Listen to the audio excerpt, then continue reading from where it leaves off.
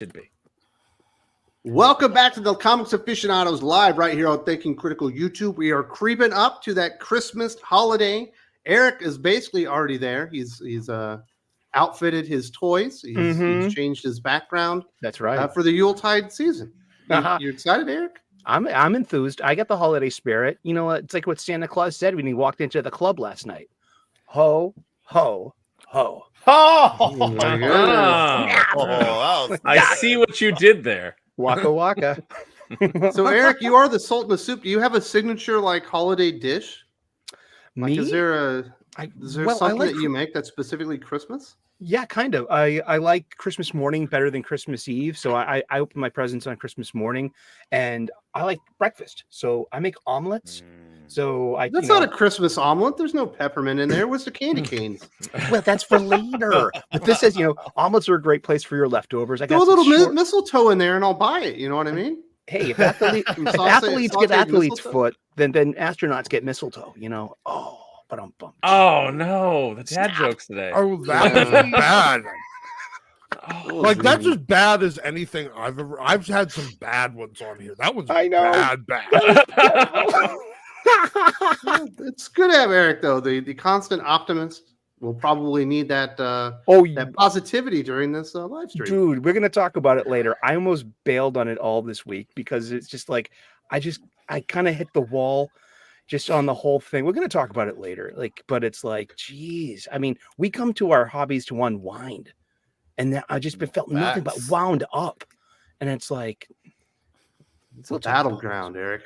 Love is a battlefield.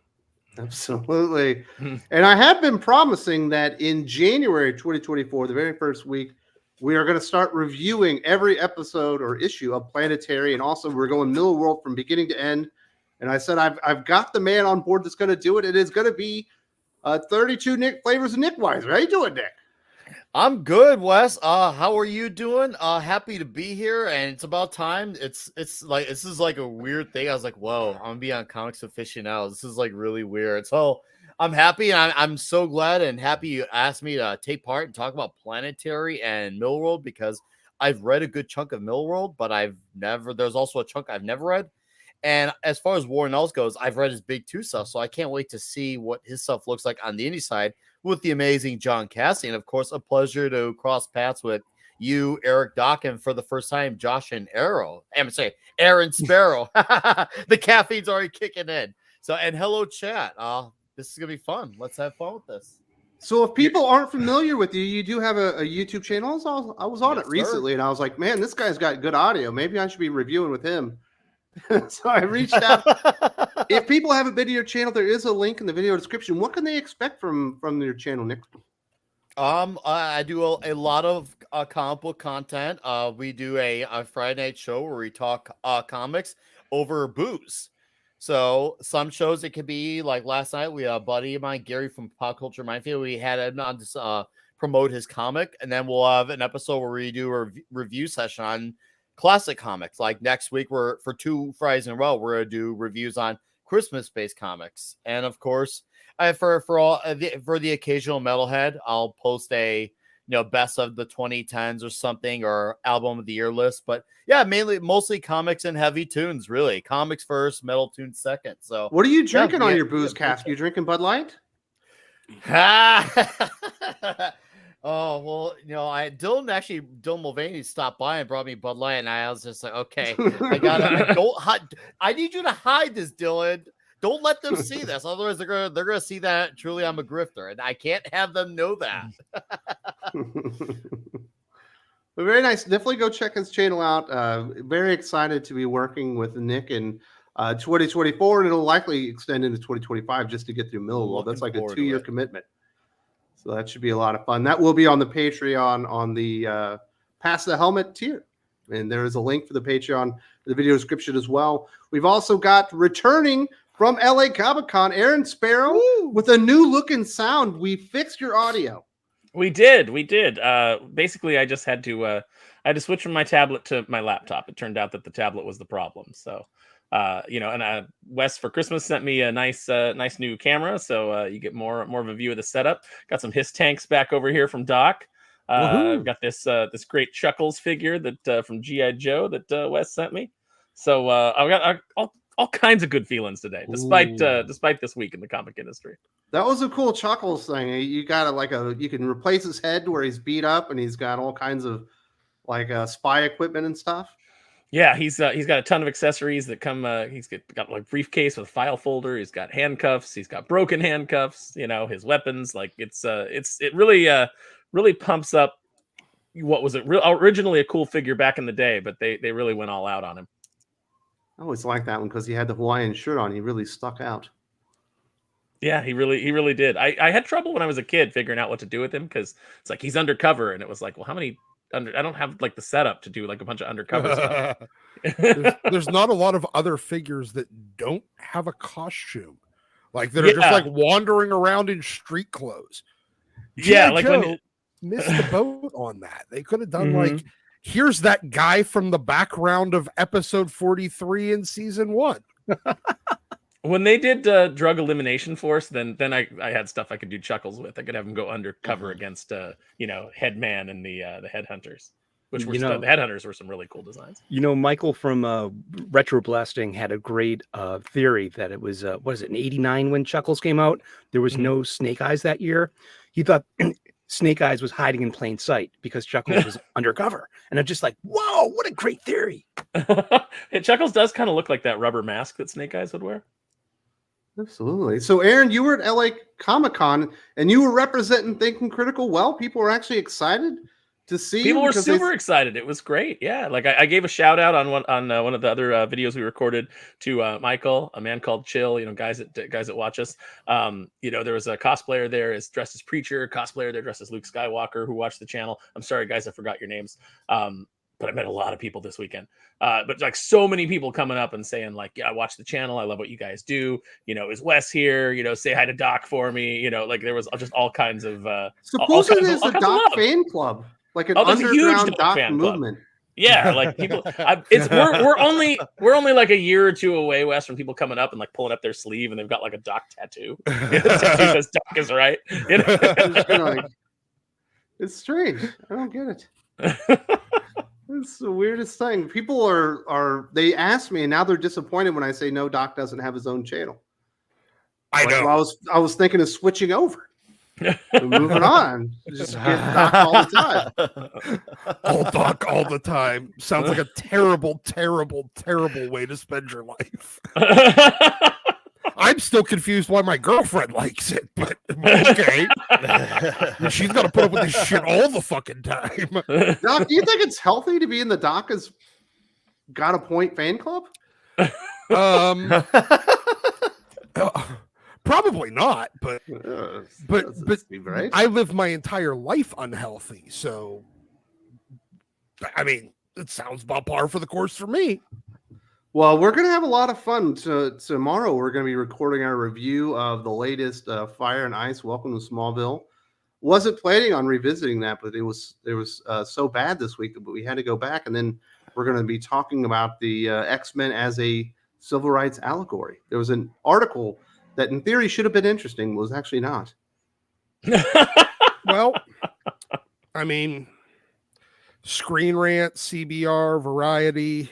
Let's just say none of them would be what I would consider philosophical scholars. Nope. So, yeah, anytime they tried that kind of shit, probably going to fall pretty flat. So that'll be an interesting conversation. That one will be up on Sunday. And then finally, we do have Josh, the man from Popeye Culture. How's everything going, Josh? You're back good, on the man. channel consistently?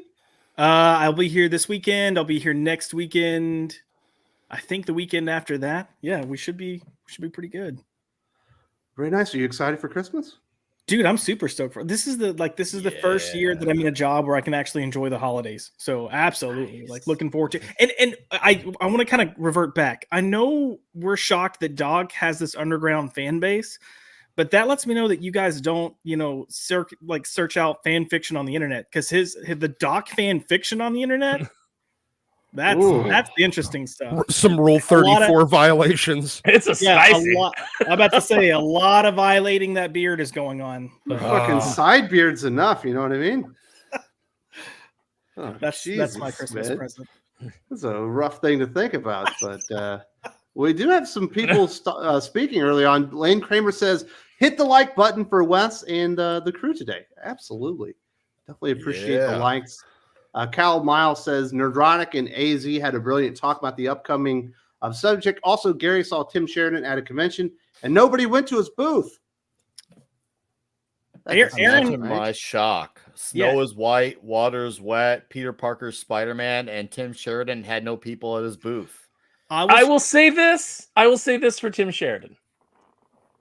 He was at his booth the entire time, which you can't say that about a lot of the pros that were guested by the convention. It's something that really annoys me. Like, I understand that, sometimes you have panels, but like there were people that were just never at their table. They would show up for maybe like an hour out of the day. And it's like, the convention did give you a table. They probably gave you a hotel, to come in and be a guest and to meet fans. And you didn't even have the respect for, the few fans you might have to be at your table to greet them. I find that completely unprofessional. So I will give Tim Sheridan props that he was there to meet all the people that weren't coming. All two. He was in it.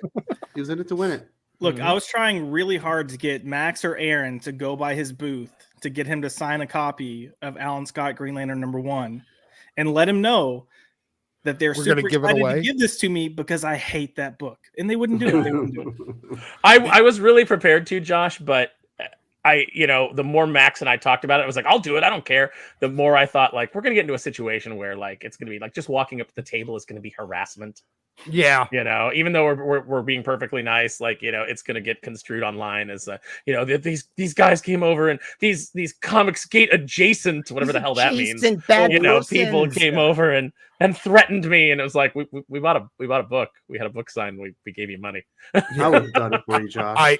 I kind of want, since I have the privilege of anonymity, I think I may start going up to bad creators at local shows, get them to sign things, and then I'll give them away on Worst of the Week. It could be a good thing. You just can't talk, Doc. Your voice is too recognizable. You'll have to be like, Apparently. You're gonna have to smoke menthols that week. Yeah. If you saw in my Go comic. back to the original voice. It's a 9.8 Hawk Girl #5. Signed All by right. the writer. We're gonna set it on fire. Lane says, Aaron was not on last week, but I wanted to hear his thoughts on X-Men Origins Blue #1. Who has more screwy origin multiple times than Nightcrawler? I think that in the quest to virtue signal for being an ally and a champion of the LGBT community, Cy Spurrier somehow stumbled into making Mystique the most horrible character in the Marvel universe. Just an absolutely terrible awful, person in that awful comic person. book. She was awful. Yeah. So like abandoning her child and all kinds of stuff. The way that book should have ended was Nightcrawler arresting her for the murder of the Count. The Baron guy. Or since there's no statute of limitations on murder, or arresting her for child abandonment, or arrest and you know what? Arrest Destiny too, because she's pretty fucking terrible in that too. Yeah, they both needed to be arrested. They both needed, but the people that are writing these books, they don't understand heroism. They don't understand morality. They're just terrible, terrible people. This week really just, I came back so charged from LA Comic Con because being out amongst the fans and meeting all these people that are just like super passionate about this, and all these just like really good people, this diverse group of people, but who are like, just like, man, comics is not doing it for me right now, but I love comics so much. I wish that, I love what you guys say on Thinking Critical, because, that's what I want. I want comics to kind of return to, heroes fighting villains and just a solid morality tale and adventure. Meeting all those people and seeing all their excitement, I came back pumped. And what did I walk into? I walked into some of the worst behavior that we've ever seen from these people. And that's saying something. Yep. Miss Maria, today is my birthday, writing Star Wars Fix. Thanks. Wow, happy birthday. Happy birthday. Happy birthday. Happy fucking birthday. We'll read it if you include some Doc Beard action. How about that? Doc, are you ready to get some side beard for a birthday? I think I can. I think I can peek out probably- the side of a comic book. Yeah, I think I can. I think I can arrange that at some point today. Doc's beard is so magnificent that when we were hanging out, I was waiting for it to do the thing from the Skittles commercial where like someone comes over and it just goes, shh, just like reaches up and. I thought you were gonna say that you were like brushing it or something the whole time. Or Doc's drinking a beer and you're just brushing it. Doc's like, this is super awkward, and I'm like, I don't.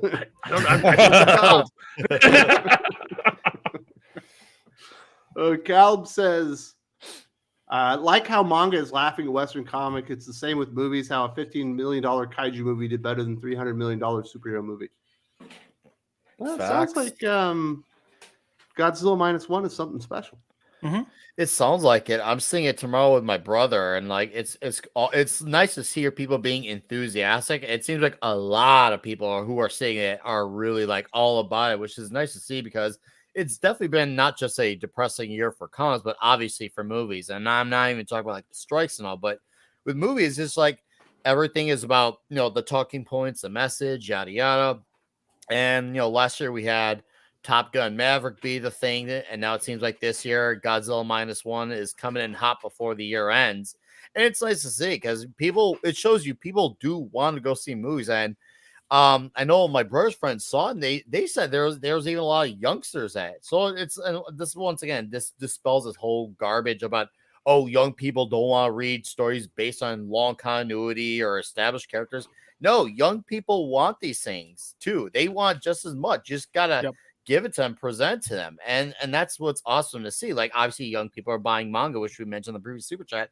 Young people want to see Godzilla. They just want to be good too. So that's something the young crowd and the older crowd share. We want to enjoy things too. Not everyone who's young is crazy. Absolutely. Federico de la Casa. Hi to my favorite podcast with bigots and homophobes.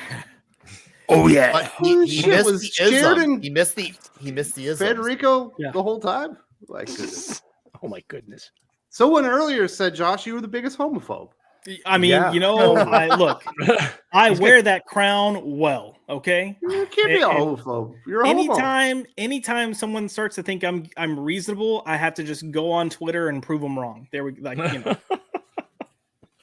you go. We're all right, guys. We just say it how it is. He also says, I guess that LCB guy episode seems like when the child rebel that the emperor is naked. Perhaps we see the beginning of the end of these bullies. He says LCB, and I immediately go to Pennsylvania Liquor Control Board.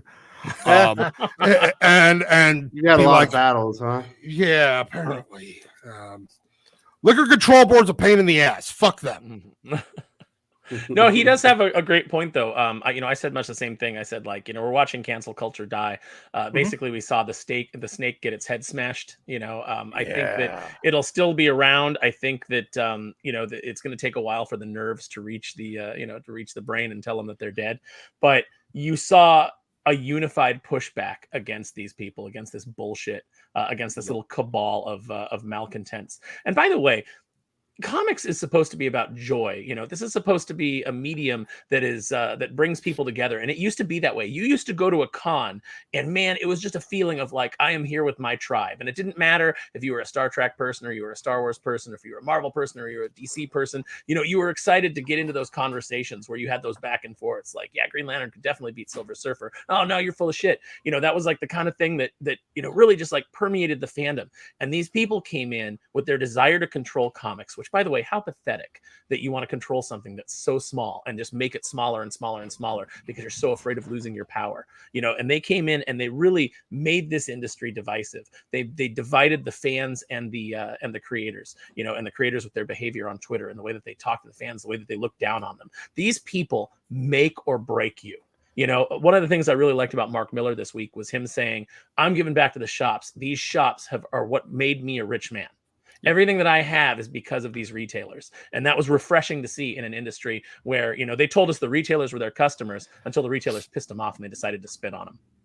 No, Aaron, you have a great point there. And I would like to piggyback off of that because with comics, they think that, because we want to push away all these geeks and nerds, they automatically assume that we'll just replace you with normies. But they clearly have not made the correlation that normies are normies for a reason. And that's not like a diss on normies. It's the fact that normalies a lot of them are into something because it's the hot thing at the moment, or it's because it's part of the conversation. They're looking at what's currently in, what's the trend, what's in style. There's some are even, dare I say, even flaky. They're in it for the time being until something changes and takes its place as the new hot thing.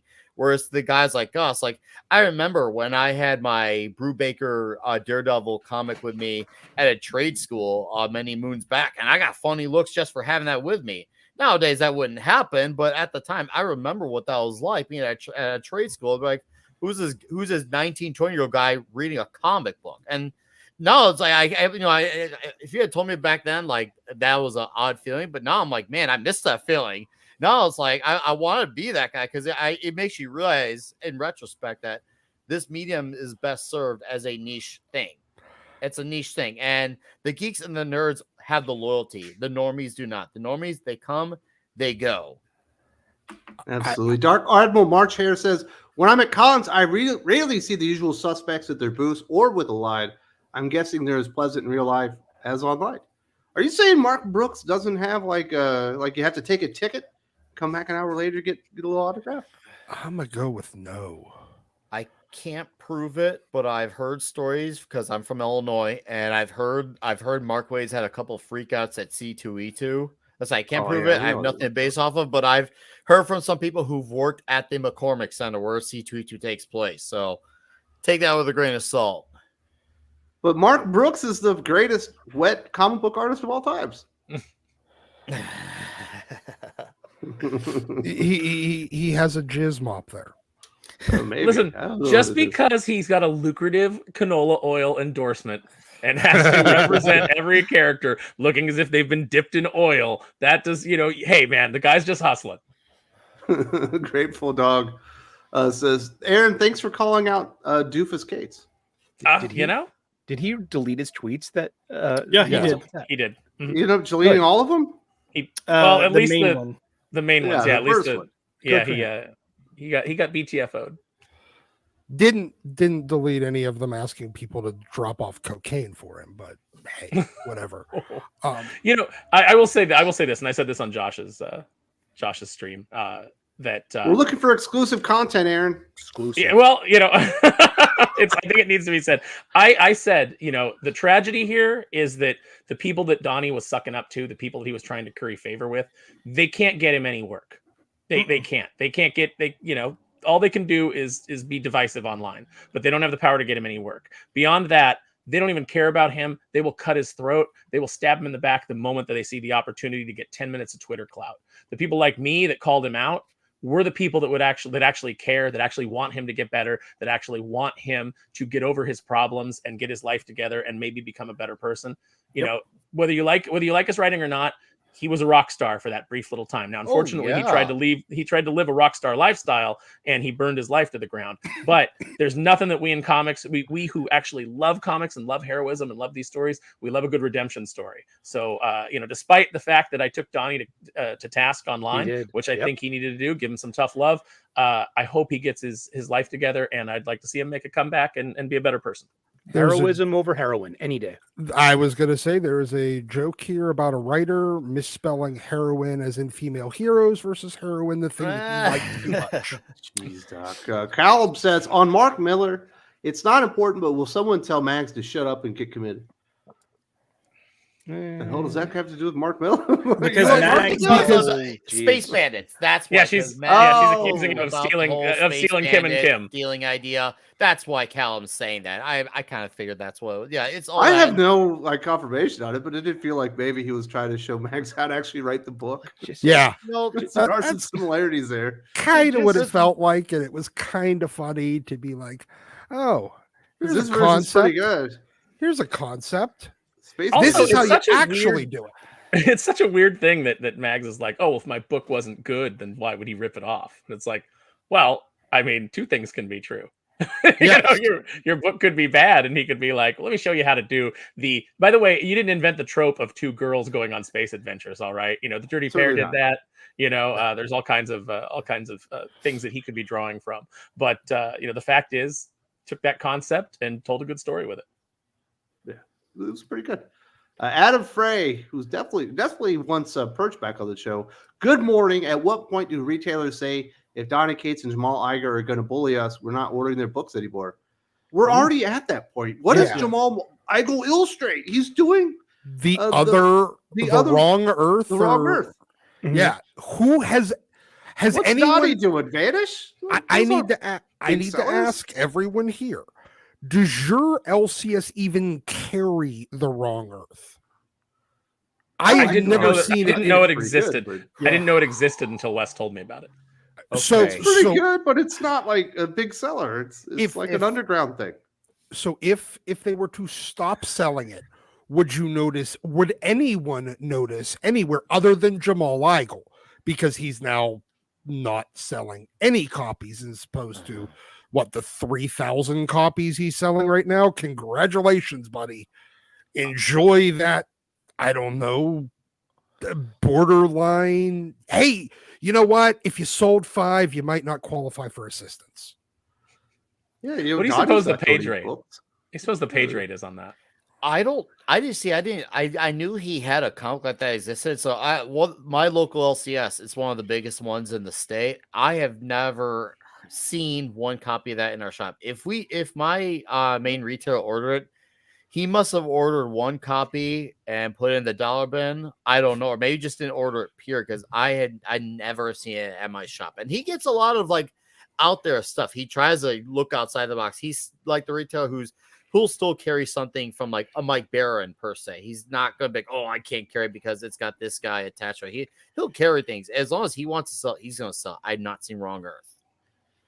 It's all right. It's from Ahoy Comics, but if you don't want to support Jamal Igle, I wouldn't buy that book. But it's the only thing he's done for quite a few years. So and it doesn't sound like Donny will be doing anything mainstream for quite some time. So they kind of already did this to themselves. Yeah, that would actually require Donny actually finishing his rehab stints. Oh, I don't know about that. Federico De La Costa, somebody tell Mags she stole from Dirty Pair before. Yeah. Mags, you stole from Dirty Pair before. Yeah. Damn it. By the way, do you guys remember the exchange? Borrows. Do you guys remember the exchange where I said that, like, if you're saying you love a character, but your whole idea for the character is to change everything about the character, then you don't love the character. You love the character as a vehicle for your identity or your agenda or whatever it is that you're doing. And Mags quote tweeted me and said, "Characters are ideas." And I responded, "Well, it would be great if you tried to have more than one." And then Mags is putting out like tweets this week that's like, "I'm working on a beloved IP, and yes, I transed a character." And it's like, what? Well, there you go. What did you do? You're still one not trick pony. You still haven't found that second idea. No, and here's the thing. The idea always stops at transing a character. Like the pitch always stops. It's like, okay, so now you've trans this character. What's your idea after that? Where does it go? What stories do you get out of that? And there never really seems to be an answer for that. It's because Mags believes that transing is like that underpants gnome episode of South Park where it's just, and then question mark profit. Like there is no third step. It's get the job, trans the character. I don't fucking know. Profit. That's what Mags believes. Well, they're missing the point where you actually get to a profit because that hasn't happened yet. Yeah. Mags is still asking for assistance. But we do have the big story that came out this week, and it's a good thing because Marvel and DC are not going to announce anything for another fucking 5 weeks until we get through this year and the first week of January. And we just had like a 60-second clip that was cut off of a video from Comic Book Palace. Obviously, Glenn is the owner of that. He owns the YouTube channel, been talking about comic books for a long time. Not a whole lot of context to it, but basically stating people are tired of self-insert characters. They're tired of writers coming in and not writing about the character, but writing about themselves and using the character to do that, which very much felt like a whole lot of truth. And then a lot of people dogpiled on him. The 3 big ones that were making fun of him were Ramon, Villalobos, Jamal Igle, Donny Cates. And then after that, we transitioned to a phase of a bunch of writers, artistes out there explaining to us that they're not commercial artists and why we should not expect them when they're on mainstream characters to write stories about those characters. And it ended up being an interesting week. A lot of people were fighting. I know, Doc, you were losing your whole damn mind. You almost made a video about it on your own. I did almost make a video. I contemplated it very seriously because, look, it is a very, very specific tier of creators. And all of these are the creators that, well, their best chance at any sort of real career came, went, and died 15 years ago. But they got lucky. It was right at the time when the economy of comics and the economics of being able to get paid caused just enough good and superior talent to leave, so that there was just that 1, 2, 3 spots left. In any sort of real industry, Jamal Igle would have been gone 15 years ago after he didn't parlay any success on Firestorm into a real career. Cy Spurrier is an idiot's idea of what a smart person sounds like. He has somehow managed to keep a career because everyone that was better than him just happened to leave it, right? It was a perfect storm for him. Congratulations, dude. You're still picking up the phone for, that pocket lint that they're paying you. I personally can't live on that, but hey, I guess you figured out the pocket lint soup recipe. Because I know, Eric, if you were, I guarantee you could probably hook that guy up with a great way to still stay nutritious for the 9 cents a page that he gets paid, because that's all he's worth. A ramen soup. Ooh, I bet you can figure out how to make that nutritious. But, Cy and Jamal and, Donny is a very different animal. His is more of a sniffy kind of problem. And, don't vomit on people. Allegedly. I know. Yeah. I mean, like Cy Spurrier there with that, with the Chihuahua comment. Yeah. Did we see this here? We saw it. And Cy is fucking retarded. I mean, look, the only reason he's still got a job is because Warren Ellis doesn't. He's definitely wish.com Warren Ellis. Yeah, he is. He is wish.com. He is if you order from Chinese eBay. That is the Warren Ellis you get. And he still somehow has a career. Because everyone that was better left. And it's these people that recognize that the only way for them to ever keep a career, because the only reason they still have a career right now, 15 years after they should have burned out of the industry, is because the industry was shrinking at just the right size. It was shrinking just enough that they could still keep getting a phone call, and that the talented people that would normally be coming into the industry were already exiting at the right pace too, towards, I don't know, retirement, shit that actually pays a bill and that you can raise a family and own a home on. Any of those, I don't know, normal adult things that people aspire to after they're 18. But you got people like Jamal and people like Cy and people like Donny that that just need to find a reason to still exist. Mm-hmm. The irony is, if they hadn't shrunk the industry down so much, if they hadn't made it so small, it might actually be a viable and healthy industry in which they would get more work and have the chance to hone their craft and maybe actually become these, popular writers. but they've shrunk everything down so far. Nothing lasts more than 8 issues, 10 issues at best. Even if you get an Crabs in a ongoing bucket. series, which Sai doesn't get. He just gets these little mini series and these one shots because they know that's all that they're going to be able to get out of him as a mini series or a one shot. And it's just strange to me how all of these editors are just they're in a race to the bottom with the people that they're hiring and the books that they're putting out. I really don't get it. It's like, do you not want to have a job? Do you hate your life? Do you hate comics and you just want to burn it down so that you can't go back? Like, you're like, no, I know that I'll go back.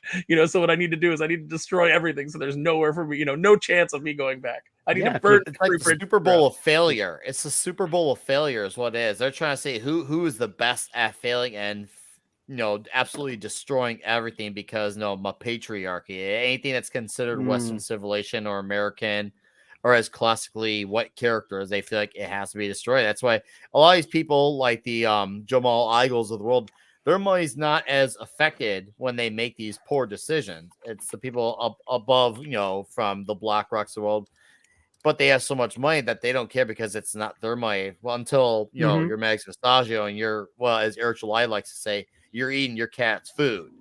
But that they just feel like they can do it because no one ever puts them on test, and they're kind of being held up still by companies who will protect them still. And that's the thing with people like Mags. Mags will brag about having IPs because Mags likes the idea of looking like, hey, look, my name's attached to this big thing. So Mags just likes the idea of being a geek, but not actually being a geek. That's just perception versus reality. I mean, I'd rather have money in the bank than have my name attached to an IP. Mm-hmm. Yes. Yeah, I agree. The ability to buy food. I don't know. It's normally kind of an appealing thing. The ability to pay a bill without begging on the internet for it. And,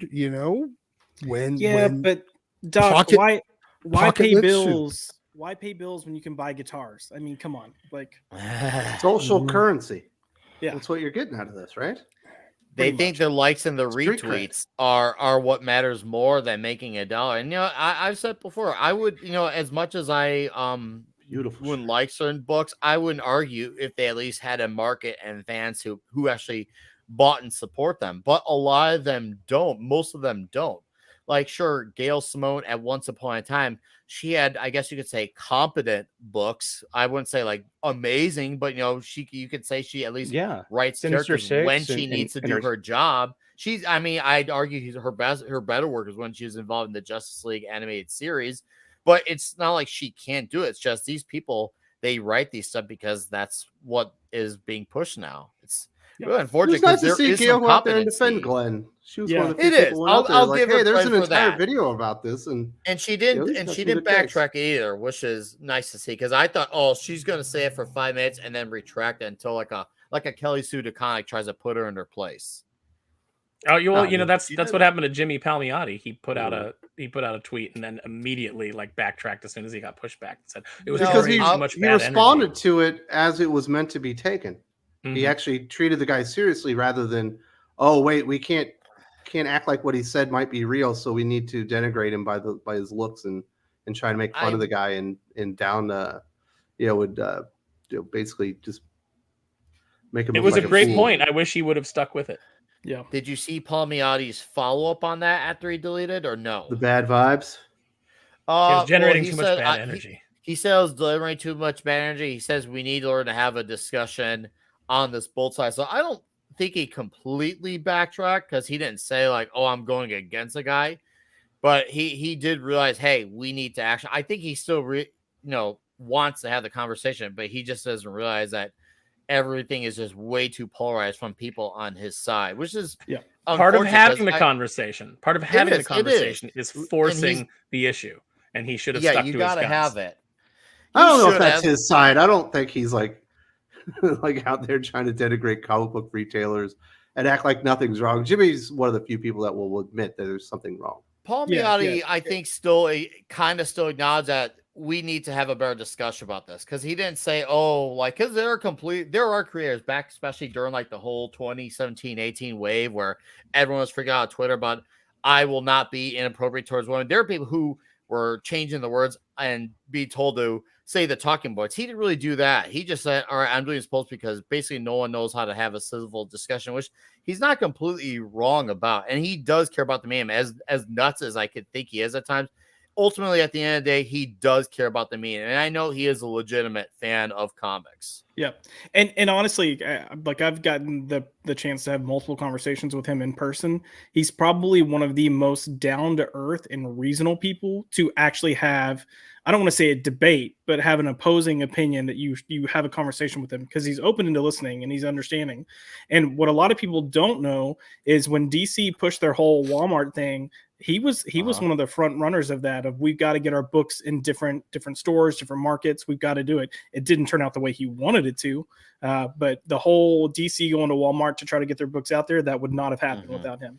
So he's too reasonable for social media is the problem. He is too 100%. reasonable for social media. He is. I will also give more credit once again to Pop by Culture's point. Yeah, one of Jimmy Palmiotti's best buds in the industry is Billy Tucci. And those two are very politically opposite of each other. And I mean that, like, Billy Tucci is very right-wing, whereas Palmiotti is obviously as left as it gets. But they're still cool guys, and they are open about their friendship. They go on each other's shows and all that stuff. So it's obviously Palmiotti, when it comes to in-person discussion, he can have a conversation, but he does need the Lord to have thicker skin when it comes to social media. A lot of us need to have that. I see a lot of people freaking out. Mm-hmm. This past week, it was for good why? times. Yeah. Eric, you weren't freaking out. You were freaking about X-Men Blue. I wasn't I? Oh, poor me. Jeez. Actually, X-Men Blue, it had a decent ending because it had that mother and child reunion thing. I could hear the Paul Simon song in my head as Nightcrawler and Mystique walked off. Even though she just admitted that she was like a mass murderer and had abandoned him for no reason. Like, in Kurt the cold weather in a park. But Kurt's being Kurt, though. He's, I forgive you and I love you and I just want my mother in my life. And I like that story note in it. That was the best part of an X-Men floppy with no action. I just want my very vile, murdering mother in my life. Yeah, I thought it was a great ending, Sully, because it ended. It was over. It was mercifully over.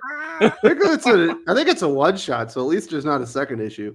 I wonder. They figured out the Science Barrier secret sauce. Just do the one issue and don't expect anything else. I wonder if you're not going to get any sales. If it will get collected. Although it sounds like that issue did sell well, basically nationwide. Everyone was because it's Nightcrawler. Off shelves. Yeah, it's Nightcrawler. Well, it was spec value because it was introducing new aspects of the character. It was like Uncanny Spider-Man issue 4.5, 4.1. You know what I mean? Something like that. It's. Wasn't that the weirdest part of it?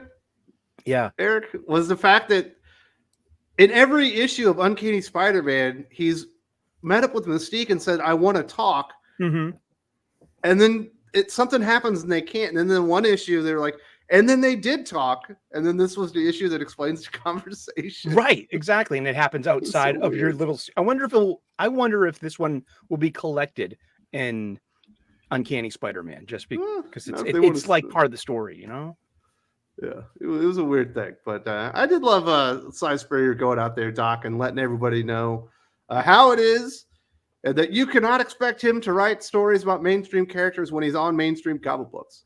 It seemed like the weirdest stance of the week, Doc. Doc is still choking down heaters. It seemed like the weirdest freaking ode of the week there, Josh. Yeah, this whole concept of I don't know why you expect me to write stories, or you shouldn't expect writers to write characters as you want to see them.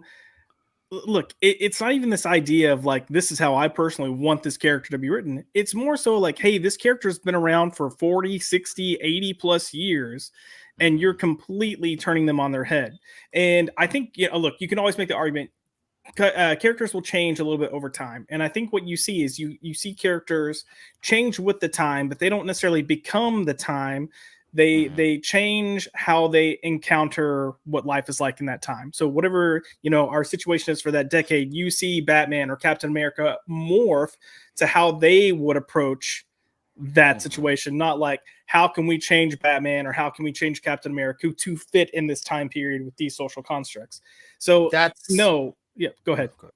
Oh, I was going to finish on, and then I'll capitalize. No, go ahead. I was just going to ramble. Well, Well, no, and I'm gonna ramble too, so that makes two of us. So that's the thing. They address these comments by talking around it because they are not capable of actually addressing the direct point. That is done intentionally because if they had to, direct it addressly, they can't answer off of that because that would be for them to once again admit that they're doing something that they either shouldn't be doing or are not capable of doing. That's writing a great heroic story. So that's why they say, oh, they're talking about these characters changing. Well, they always change. They're like, you're not actually listening to us. Why don't you actually address the arguments that people like us are trying to make versus trying to give us arguments that we didn't make to begin with? And they do that on purpose. They're trying to derail our actual initial conversation and trying to spawn up in a million directions. That's a modern comic book writer's tactic 101 is to dodge the question and turn it into a whole separation thing to distract from what your initial point was. Do not fall for the trap, guys. Yeah, and it's politics. They play politics. Really the They play politics, but with comics. Yeah, they're playing politics, but with comics. Don't address the actual question. Turn it into something else. It's and then on top of it, accuse your enemy of the thing that you're doing. Say be kind, but don't watch me because I'm gonna be anything but. People are so watching Sully. I'm so happy. But I do think a lot of people, Aaron, a lot of comic creators, and it is a very small portion of comic creators that are being very loud and kind of making them all look kind of stupid. But they do think the biggest problem with comic books are the fans. Yeah. If it weren't for the fans, everyone would realize how amazing we were. It's like the line from Clerks. This job would be great if it wasn't for the effing customers. That's the attitude that's the attitude that they have. And, like I said, I spent this weekend at LA Comic-Con amongst the fans and talking to so many people. And, the fans are just largely just a bunch of really good-hearted people that love stories and just want, the stories to return. Are there some jerks out there? Sure. There's jerks but there's jerks in the mainstream industry too. It's not like being a jerk doesn't mean you don't have a point. You just might not have said it very nice. Exactly. I've been saying for 6 years now, I believe, these people would be a lot happier if they could just find a member of the landed gentry to be their patron in the 1600s and just be artistes that have a patron. That's the only way these motherfuckers can exist. Or they can just go back to being a barista. That's why socialism is so appealing to so many of them, is because they think that socialism means that the government will pay them to follow their muse. And it's like, no, that's not the way it works. Like I remember there was a tweet that went viral where someone said, I can't wait for communism to take over this country so I can just work on my farm. And the very first response was, your farm? Yeah, I don't have a farm. Yeah, and you won't, there's not a lot of value of artists in socialist societies. It's like, no, we need bus drivers. That's what you are. You're a bus driver now. Yeah, we need somebody to clean the sewers. Mm-hmm. Design a less exciting looking outfit for everyone to wear. Yes, because somebody might feel. Yeah, you will dig this ditch 6 feet, and then we will fill it. Don't you worry. That is nice up against the wall now. Glorious ditch. What I will say to kind of get back on topic is, if I have any advice for creators, whether you're a writer or an artist, get off of fucking Twitter. Just get off.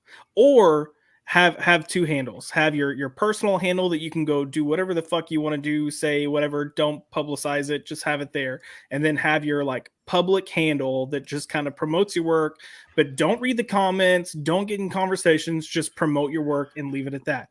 And the reason I'm saying that is because, one, you're gonna avoid the risk of looking like an idiot to certain groups of readers, but also I understand and artists in general, writers in general, they need to get a thicker skin. I understand how it can feel like all you're getting is attacked when all you're seeing is the negative comments, but it's not personal. Just most of the time it's not personal. Just chill, but avoid that, because I think part of the reason some of these creators are doubling down on these stories and these idea politics is because they think they're everyone's just coming in for it, and they're like, well, I have to prove a point. You don't need to prove anything except that you can write a good story. go focus on that, ignore this other bullshit, and do your job. Yeah, and half the comic time fans they- are forgiving. Look, I mean, we talk about how great World's Finest is on a True. regular basis. Yep. And Mark Waid has alienated a lot of people with his behavior, a lot of fans. There's a lot of people that will never go back. But we do what we can to separate the art from the artist. If you're Ooh. telling us a good story, Ooh. we're there for it. Ooh, I won't go back because fuck Mark Waid. Yeah, I every hate once in a while you Forever. get someone that's so butthurt like Doc that he can't give it up. I won't. He's give still it. mad at Grant Morrison. it. The authority thing happened over a decade ago. Aw. It was like it was like 17 years ago. Exactly. I'm still not giving it up. You Fuck still that hold a guy. grudge. Fuck that guy. He's not a wizard. He took it personal. In defense of Doc's point, I kind of get it because I was a big Mark Waid fan. It doesn't mean that I'm not. It doesn't make his work that I love any less good. I still enjoy it. I've still gone back to, of course, the more obvious stuff like the Kingdom Govs, or to a smaller extent, his Black Widow run with him and Samney. I still enjoy that stuff, but there's a part of me that just feels like I feel dirty if I give him that money. Well, And I'm not, and that's not saying, hey, you better not go. Half buy the this money because you I will give never- goes to the retailer. Mhm. Yeah, You and already I'm got never gonna paid the tell- space I- rate. You're right. No, you're right. I will never tell someone not to buy World's Finest. It seems like people are enjoying it, and it does Fucking help good the book. shop Yeah. live It's good on. stuff. And I'm glad people enjoy it. That's good. I've always said I will not argue that there's a market for something, even if it's not something I invest in. That's something I invest in, but at least there's a market for it. So I'm being consistent. I won't argue with it. But hey, yeah, I can't support Wade. It's not Mm-hmm. sorry. It's not that I can't say I won't. And we can, that's go ahead. no, I was just going to say we can always look at Kingdom Come and Mhm. remember the only job Mark Waid had on that was to polish Alex Ross's scripts. Because But you that's know what? I will say literally this. the only thing he did. Wade still wrote my very favorite Fantastic Four Doctor Doom story, which was unthinkable. Because he's still very talented. That's undeniable. He's even to this day, I'm sure he still has a talent. The guy flourishes in creativity. I remember my first Captain America run was back in, I think it was 98 or 99 Ron Gardy. with him, Ron Garney. Mhm. Yes. I remember I was at a comic shop and I saw that great cover of Cap's shadow and the colors around him, and it stood out to my eyes. I was like 10 or 11. I'm like, that is a cool cover. And that was my first Captain America comic book. So I still am going to treasure that moment I had, because that's still to this day. Oh man, what a run of comics that was. That was my gateway to Ron Garney too. Woo. First time I ever still met- to this day too. First time I ever met Wade was having that signed at San Diego Comic-Con. My brother and I. My brother asked him to to draw Captain America's shield on the cover, and he had to lean over to Ron Garney and go, "Okay, what do I do?" And Ron was like, "Maybe start with the star. Just draw the star, and then just circle around it. Just keep going, keep doing circles." And he was like, "How many circles?" So it was kind of funny, but it's a good memory with me and my little bro. Mhm. Let's That's hear awesome. from the peoples, because we got some chats here. Caleb says she thinks being trans is a superior race. Talking about Mags, I imagine. Magda said as much. Yeah. Sure. Hey, you got to pimp your own product. Come on. Always be pimping. Baby. Federico de la Push your brain. Casa says, so Mags is a one-trick pony like Tom King, but with far less talent and ability. I wouldn't even care if Mags was one trick pony if it was a good trick. Like, put it this way, I'm going to use a music reference. AC/DC make the same album, but as long as I'm entertained by it, that's what matters. The thing is, Mags doesn't have a good trick. That one trick is not a good trick.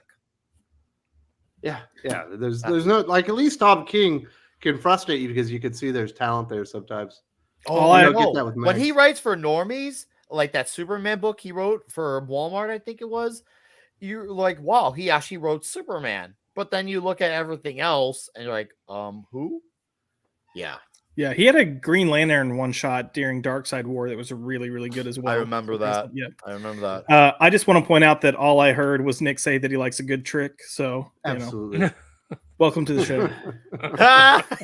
Adam Frey, as much as I want Perch, how about getting Glenn on Comics Aficionados? I'll reach out to him, see if I can get him on next weekend. I've never personally spoken to the guy. Maybe he'll be upset that I was talking crap on Dan Parent and Archie, because apparently he's a big Archie fan, but I'll reach out to him and see if we can get him on the Aficionados. That'd be a lot of fun.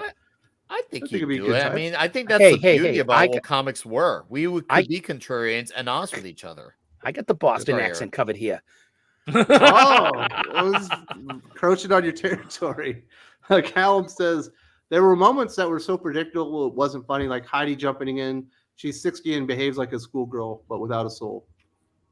And disingenuous to the last. The fact that she put out there, like, the funny thing about suggesting that that you could replace your all the books you don't like with Comicsgate is Comicsgate aren't even in the direct market. And it's like, well, who attacks what group attacks any would attack any retailer that tried to carry Comicsgate in their store, or any publisher that tried to sign a contract with them. Yes. Yeah, I mean, she punished Dynamite for 2 years for daring to. Well, don't forget what happened to Antarctic Press. Yeah, Richard Meyer. Yeah, that's a big one. That like it's the whole make your own book. All right, and then it was like the original sin when it opened everyone's eyes. They're like, oh, they really don't mean that argument. If you could do better, why don't you come into the market and do better? They were not having it. It was not allowed. Yep. No, and that's the thing is it's like, okay, so she punished Dynamite Comics for 2 years because they dared to do a variant cover for Cecil, and she just would not cover them, would not talk about them. It's like they didn't exist. They were excommunicated for 2 years. And even Rich, every time he did an article on him, the first thing that you would see is that hyperlink to the story about how they almost did a cover for Comicsgate. And it's just so you have. Let's see. You had a bunch of pro or amateurs, sometimes pros, sometimes amateurs, that tried to do comics in the direct market that got literally like ran aground for even considering it. They dragged every publisher that considered it. That if they would have tried doing it without a publisher, like self-publishing and getting distributed, I guarantee they would have gone after Diamond just as hard, or Penguin Random House, or Lunar, or whoever the fuck was existing then. Then you had, what happened? Why don't these creators or these critics give as much promotion to good comics? Hey, remember Move the Needle? Yeah. You ever watch any Farm remembers? Remember how much the pros lost their shit if you promoted their book with that hashtag? They immediately had to distance themselves as far as possible. So you know what, Heidi? You know what, Rich? You know what, Jamal? You know what, Cy? Fuck all of you. Lubeless, straight up the ass. Oh, Jesus, man. All it's right. morning, Callum. dog. Cy doesn't know what a woman is or how birthing works. And that Roman guy,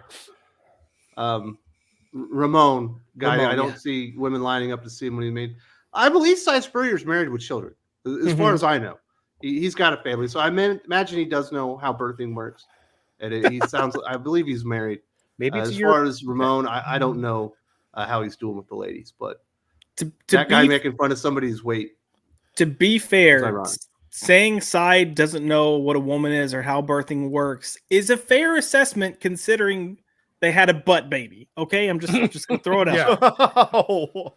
The illustration did not help that that story. It was so funny. Destiny was wearing pants too. Yeah, that was great. He also says, and I only know Jamal from working with Kwanzaa. He says he's a teacher. Does he behave like that to the students when they disagree with him? Probably. Well, considering the state of our schools, we could probably say that maybe that's why Jamal is the way that he is, because teachers get disrespected every day. So maybe he can't be the man in the classroom because you're not allowed to do that. So he's got to come on Twitter and have that swagger. A lot of swag to go with that one. They use Twitter to have their positions reaffirmed. So they don't really, a lot of them don't even believe what they're saying. They just say it because it's the trendy thing. Once again, brings it back to what I said originally earlier. They're there because it's the thing. And when the pendulum shifts, what you want to call it, the tide turns, we're going to go right to the other direction. They are followers, not leaders. Yeah. Marvel 2099 says, when characters change, what reason is worse? A creator changing a character into a self-insert or changing them to match the movies? Self-insert character is way worse. Yeah. Changing them to match match the movies is the tail wagging the dog, essentially. Mhm. And it normally doesn't work, but I can at least, Josh, understand the reasoning to it because the character is more high profile in the public eye, and you might want a version of the character that more lines up with what normies who don't normally read comic books, in theory, would see when they got to the comic shop. Yeah, I mean, look, I as much as I would rather the movies pull directly from the comics, I'm fine with the comics changing to kind of fit the movies based on what you were saying. Because if you go back to 2012 when Avengers was coming out, and you actually had people deciding they're going to pop into a comic shop because they've really been enjoying these films, and you can't find your Avengers on the shelf because Marvel's not publishing those characters, it's kind of like, dude, what the fuck? You're missing like a golden goose right here. And how many times have we even said, like, hey, you got a movie coming out, it'd be smart if you were recirculating these books or had a book to support this. I'm okay with that. Doing the self-insert, that's just a bad, and I mean, unless you are distinctly like that character, it's a bad idea, because most likely you're not. You'd probably like to think that you are like some of these characters. You're not. All writers Batman draw is from not Tom King. Batman's not Tom King. Tom King's supposed to become Batman. Even Bruce Wayne is Batman. Batman's not Bruce Wayne. Bruce Wayne's just a disguise. But they should be right. They should be becoming the character. It's one thing they put like a sliver of themselves, and what I mean by like a sliver, like be like a life experience and apply it to the story, something that they experienced in their life, which is to a point a lot of what older writers did, because a lot of them actually had experience. They didn't just sit at Starbucks for 4 hours looking for validation all day on all the social medias. These guys went out there and they lived full lives. So it's one thing if it's like that, because I think almost every writer does that to a degree, more or less. But when you make the character full on you, I mean, even I think King said himself back when Heroes in Crisis came out, he already had the story written. He just said, hey, which characters do you have available? And I'm going to write around that. So at that point, all the characters are basically the same voice. And then that's something even later Bendis era started doing too, which was weird, because I remember I thought that guy was going to have the hottest future because I loved his Daredevil and Alias works. And then all of a sudden his later books happen, and well, you guys on the panel know what happened. Mm-hmm. Well, when it comes to the self-insert thing, I'm going to come back to, it's a bunch of talentless hacks that think they are a lot better than they are. Warren Ellis was absolutely famous for self-inserts. Pete Wisdom was his self-insert. Exactly. John Constantine, basically he turned him into what he wanted to be. Jenny Sparks was a self-insert. Elijah Snow was a self-insert. All of these were his self-insert. Yeah, Grant Morrison did it too. Grant did it. Alan Moore didn't do it as much, but he still did it periodically. But my point is that all of these people are the folks that most of the comics industry now has put up on a pedestal and tried to emulate.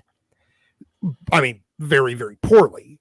But so in some ways, as much as I like Ellis, as much as I, don't like Morrison, they're to blame. I'm putting the fucking blame at their feet. Now, granted, Ellis probably more than anybody. He is probably my biggest double-edged sword in comics. How many of these dumb motherfuckers in this industry now got their start from him, from hanging out on Warren's goddamn message board? So many of them. How many of them just tried to emulate him, and his ego kind of helped them out because, I mean, they were playing to imitate him.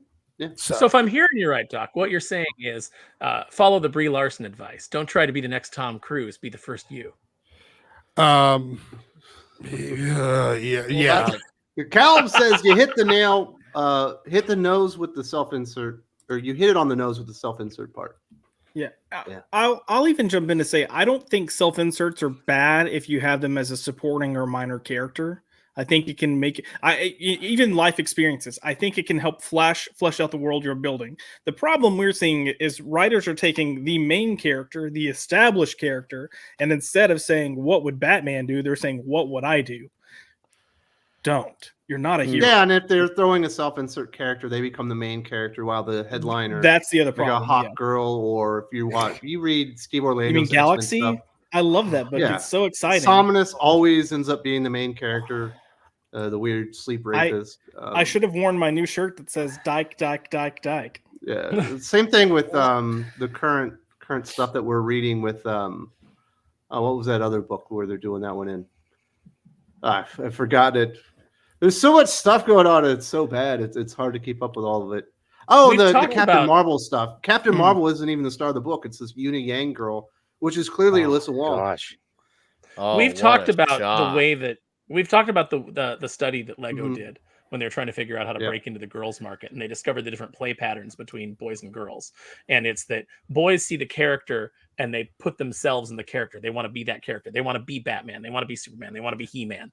Whoever they're Yeah. playing, whatever G.I. Joe, they want to be that character. Whereas girls play pattern is they want the character to be themselves. And that's why a lot of female properties, the female character is a blank slate. So what So, you've got Aaron, Bland is and boring, yeah. By your logic, what does that make Tom King? well, that's what I'm woman- saying. You have very effeminate male writers, Effeminate that are man, more female-brained male writers coming in that are doing the same thing. They want to make every character them, as opposed Mhm. to inhabiting the character. And what would the character do? What kind of stories can I tell from the character standpoint? Yeah, Federico de la Costa says, seems like these X-rated fan fiction took over mainstream. Yeah. Huh? Yeah. Yeah. Wes nailed it on the head the other day. He was like, all the wingdings that are in they're in the voice bubbles these days, the substitution for actual swear words. And it's just like, is It's that comics writing now? Yeah. Yeah, you read Wonder Woman, you're like, this is so strange. You couldn't give this to a 15-year-old. It's probably not appropriate. It's not. Yeah, so man. Cryogenic Gamer says the fact that these professionals were attacking the retailer was not only very unprofessional, but an absolute embarrassment to the companies that they work for. Yeah, I agree. Well, Yeah. in fairness, none of them have jobs right now. Mhm. I was about to say, what you're seeing is pure desperation for them to be or look relevant, and they're not. But if the Cy industry were Spurrier has a healthy, job. He's working at Marvel and DC. But Although if he you wasn't go, attacking the guy. He Yeah. didn't attack the guy. He attacked all the He was- people that supported the guy. right. Yeah. well, but by doing that, by attacking the people that support the guy, he's also attacking the guy's point. So essentially, he is calling the retailers chihuahuas that are farting and trembling in terror. So what I would think would be apropos would be anytime a Cy Spurrier book comes up for sale, retailers should remind themselves of what his opinion of them are if they have Yeah. any complaints about the way that the industry is currently headed. In fairness, anytime a Cy Spurrier book comes up, they should probably just be concerned with their own wallet and recognize that it's not going to sell anyways. So don't. order. X-Men Blue sold. That's the only one that I know of. But I will say this: Cy Spurrier tweets about as good as he writes comics. Ooh. Oh, Not exactly compelling shit. You know what I mean? Even your disses aren't even that good. No. Oh, man, the Chihuahua metaphor was just terrible. Who Yeah. feeds the dog? The owner. The dog is property. Or were you trying to say you're the owner? You own us? You SOB? F you. Yeah. Man, Go a read his rare, Flash book and see what happens. a rare fire from Sully. He's usually got so fired, positive, and yeah. now he's like, but you know what? I love it in the Boston accent. F you. I just love like Cy Spurrier, who's never had a signature run on any character at Marvel or DC that's been writing for 20 years. He's not a new creator. Every book that he writes is a mini series before it debuts the first issue nowadays, is trying to fucking school people on how to write comic books. Not successfully. Is that what you're talking about? Like, get out of here. You were not the fucking flagship poster boy for anything but failure. Well, on the Geek Fix, Wes, That's we where were your talking career about. is. We were talking about like, can you name a classic run in the last 10 years? And we couldn't name anything. I did think of one, which is The Last Ronin. But That's other Ronin, than yeah. that, is there any story told in the last 10 years that you guys can think of? And tell me if you Possibly, I think White Knight will be read in another 20 years. I think Three Jokers, despite not being great, but the art is amazing and it is two compelling characters, will probably still be read in 20 years. There's a couple of things. I think Ronan. got one. The sequels, I think, kind of lessened White Knight. That's why, yeah, you I'm gotta with you. That's not why I read say the the first sequels with White Knight. Stick Yeah. with the first book, and that's it. Because that way, no harm, no foul. You gotta stick with that and that, because it seems like since then, no disrespect to Sean Gordon Murphy, obviously a very talented writer and artist, but it's definitely like it was like White Knight was like lightning in a bottle. It's kind of like he made his first Ghostbusters movie, and everything else since then is that's that lightning in a bottle you can't capture again. And hey, at least he had that to his name. That's more than what almost A every Court of other Owls writer was in the last 10 years, right? It was 2012. 2011. 2011. Okay, so we just 11, missed that 12 one. years. But the point still stands, I think. Yeah. Wes. It Maybe- still stands at. But very, very 2010. few. Death Very, metal. very few. It's very hard to find. What stuff about that I Dark? think Did will- you Crisis just on say Infinite death Earths? metal? Kick him off of his own freaking show. I didn't. Dark Crisis metal or Dark Knights metal. Not, there's so many stupid all these dark things. Not death I metal, would but the call it, first metal, like, possibly because the tie-ins were cool. I would Fair. call it a But will they be legendary classic arc, though? Will they be? But will they I don't match? think so. a good No. run that got shafted and cut short was Tomasi and Gleason's Superman. Oh, Was yeah. in Well, yeah. that. Good stuff. So good. You're in good It company wasn't with like that the opinion. biggest book on the market, but it had enough of an audience that there was an audience. But there and isn't a signature look forward to story every in that issue. Superman run that No. where it's like you. But it's just a good run. But there's not like It's a one good thing run. like Court of I Owls loved it though. or something like that that makes it stand out. But it definitely should get more love than it does. I agree there. We got HH and the fellas at Sigma Comics. Shout out to the Thing Critical team from Co-op City Comic Con in the Bronx. Whoa, he's back home. Kudos to Miller for championing the truth. Keep supporting the channel. Any Comics, and here comes Calico number 8, which is now on Kickstarter. And I was supposed to talk to HH this week, but my son came down sick. I also lost my grandpa this week, and things just got a little hectic, and I wasn't able to quite fit it in there. But I will be reaching out to you, HH. Things got a little bit strange, but congratulations on Here Comes Calico number 8, the big double-sized final issue on that one. And congratulations on all that. And I'm glad that you're back home. Maybe you can get a slice of the good pizza, some New York style, thin crust. You know what I mean? The good shit. Watch out. Nick knows his Chicago pizza. He's I all like about that. deep dish pizza too, with the sauce on Here's the top. problem: deep dish is not Chicago, and I say that as a fan Oh, my of deep goodness. dish. That's the biggest misconception in Illinois. It's a tourist attraction. It's a good one. Now, interesting enough, a lot of people in Chicago do not like deep dish. When people go get deep dish, it's usually someone who's on vacation, visiting the city, or it's a special occasion. The Chicago pizza is the more bar style tavern thin crust, and I would like to try New York. That I'm not going to diss it because I've never tried. I would love to try. I mean, I look at all the videos. It's Dave just Portnoy thin does, crust and pizza most that's pizzas look served epic. by enormous slices that are Enormous. twice as big as your Yeah, head. still looks It's good. good. And yes, carbon dioxide. I have had Pequods in Chicago. It's fantastic, much like Vito and Nick's. Fantastic. I love Nice. deep We've dish, also but got. that's not pizza. That's a casserole. You might be Yeah, right. It's good more like a casserole, lasagna, to though. be honest. Canetti's got a supporting the channel. Thank you very much, Eric. I haven't talked to you in a while, but I hope everything's going well. He's still got Arc Athena going out and just been very successful. All the guys over there at Iconic Comics have been absolutely destroying it.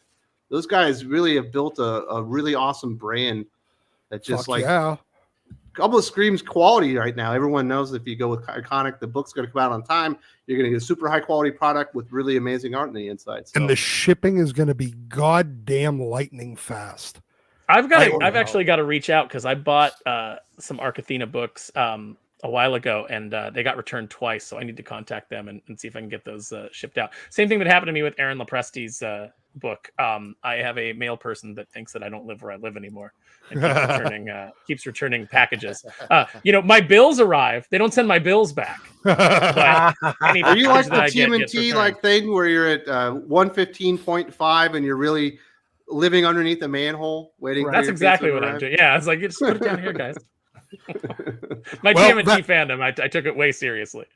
That giant box of toys I sent you did not get returned. No, it did Well, not. That Chuckles is made good. it too. So I guess it depends on the postman. Yeah, it But depends love on which seeing carrier Kennedy it is. Yeah, glad he was able to get up this early because he's also on the left coast. We've got Jason Sandberg. Anyone think Donny Cates has ever actually been in a hardware store? Vote with your dollars. Hail the chat. That was one of the dumbest points ever made. Eric was, Wouldn't you love your hardware store owner if he told you the hammers were crap? You go to a Yes. hardware store and you Guaranteed. ask the guy, what do I need for the project? What's the best tool that I need? And if he told you a hammer that didn't work for it, you would absolutely fucking hate the guy because you wasted your money on a hammer that you didn't need. And he's supposed to be the fucking expert. What's the comic book retailer supposed to do? I know exactly what you like. This is the antithesis of it, but I want to make a buck here instead of actually knowing what you want and being a good ambassador to comic books. I'm just supposed to sell you shit. Get out of here with that analogy. That was bad. Donnie's was analogy awful. made me think of the Family Guy bit where Peter's smoking crack on the couch, and Brian comes in and goes, "Where did you get crack?" And he says, "From Black's." And he's like, "You can't say that." And then Peter goes, "What? I got it from that white guy that hangs out behind Black's hardware store." So maybe Donnie has been to a hardware store, just not inside. Oh. Let's stop with those accusations. Like, fuck. Well, we'll stop when he gets through rehab. Listen, man, we're gonna talk about that stuff eventually, but we're not talking about it now. How's that?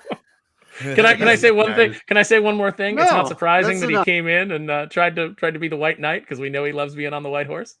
Yeah, apparently. Yeah, that's enough. The rabbit hole. I totally agree with Doc.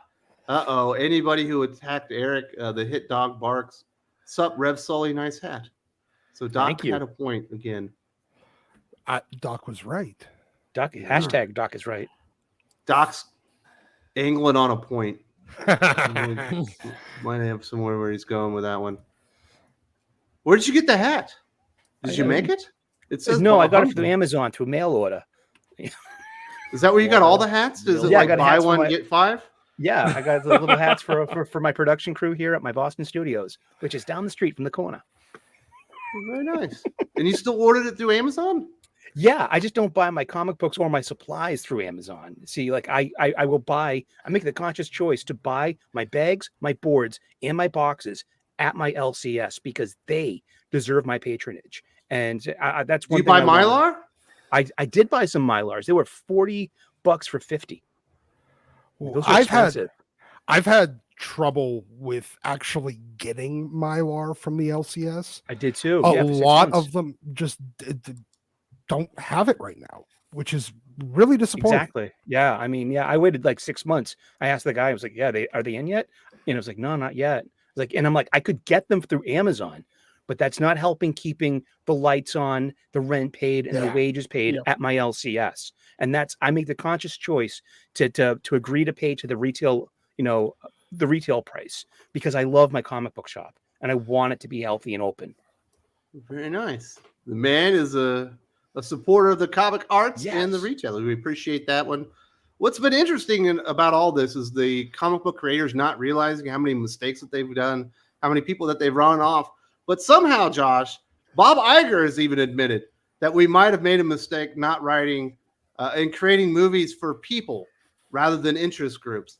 And he's even out there doing the rounds, hoping for some goodwill after Disney destroyed the MCU, Lucasfilm, Pixar, and basically everything under the sun that they own. Yeah, he's in his save face campaign right now. Look, and what I will say about Iger is he's definitely one of those where the dollar is going to be the bottom line for him, and he's seen it this past year. He's absolutely failed in that respect. So he's going to do what he can to try to save face and try to turn that around. Whether he agrees with that sentiment or not, that's not a question. He just realizes this is what I have to say to try to fix things, so I'm going to say it. But he's agreeing with Clownfish TV. Good. They were likely hiring people to discredit Clownfish over the last 5 years. I mean, all the power to them. If we're shocked that a corporate executive doesn't about face because their company started going in the pits, I don't know why we're shocked. It's corporate And there's America. an This is how it enormous works. proxy war where he might lose controlling interest of the board. I think that's the real reason that he's coming out and saying this. And you'll notice he keeps saying like Disney made mistakes. It's never like I made mistakes. He never says he screwed this up. It's like he greenlit all this stuff. He tries to push it off on a Chapek. Chapek wasn't there long enough to institute all this fail. Like Chapek was a fall guy. Yeah, this is the Yeah. cascading failure of all the decisions that Bob Iger made and all the things that he put in motion, and overpaying for Fox Exactly. and getting caught up and having to pay for Hulu. He thought that the spice was just going to keep flowing, and he was going to be able to just spend and spend and spend. And he ran into the Eric Bischoff problem, which is you can be really successful when you have a bunch of money that you can just throw at things. But when the money starts to dry up and you actually have to lead and you actually have to make intelligent decisions, that's a whole other ballgame. Yeah. This is what I feared too all these years. Like Disney is going to like paint themselves in a corner, and then ask us for forgiveness and be like, oh, "We're sorry, we messed up everything. Please come back. Here are the ways." I think he's asking investors for forgiveness because he's like killed off like the valuation of their stock by like over 50% now. Yep. Yeah, but he let the barbarian hordes in out of college, and they with all the gender studies and all the postmodernist, and just and they ruined everything. The cultural locusts, as Doomcock says, cultural locusts. He is asking right now. He's asking the stockholders for forgiveness, but the thing is, he's eventually going to have to ask the public. Because at the end of the day, their stock is based on their revenue, and their revenue is based on their public acceptance of the product. So while he's just taken the really long road to that, he thinks he's going to be able to get away with not actually begging forgiveness from the public. He's not. I mean, and I'm going to find it really, really, really. I am going to be greatly amused when he does have to come begging on his knees for the public to actually buy some of the shit, because he's going to have to see Polsky. Yeah, please order this comic book. Yeah, I know we fucked you over like 8 times this year, but I'm telling you, God's #1 is the time that we didn't do it. Yeah, exactly. You gotta come back. And he's gonna end up having to do that at some point. I don't know when that point is, but at some point that is going to happen. I am going to be personally greatly amused to watch it happen. Now, I'm also going to tell him one stock in Disney just so he can be legitimately mad about everything. So, I'm an investor, sir. I do have a little bit of Disney stock, but regardless, it's not that. I just want to watch him amuse. I just want to watch him grow. Look, I am personally amused by watching the egotistical grovel.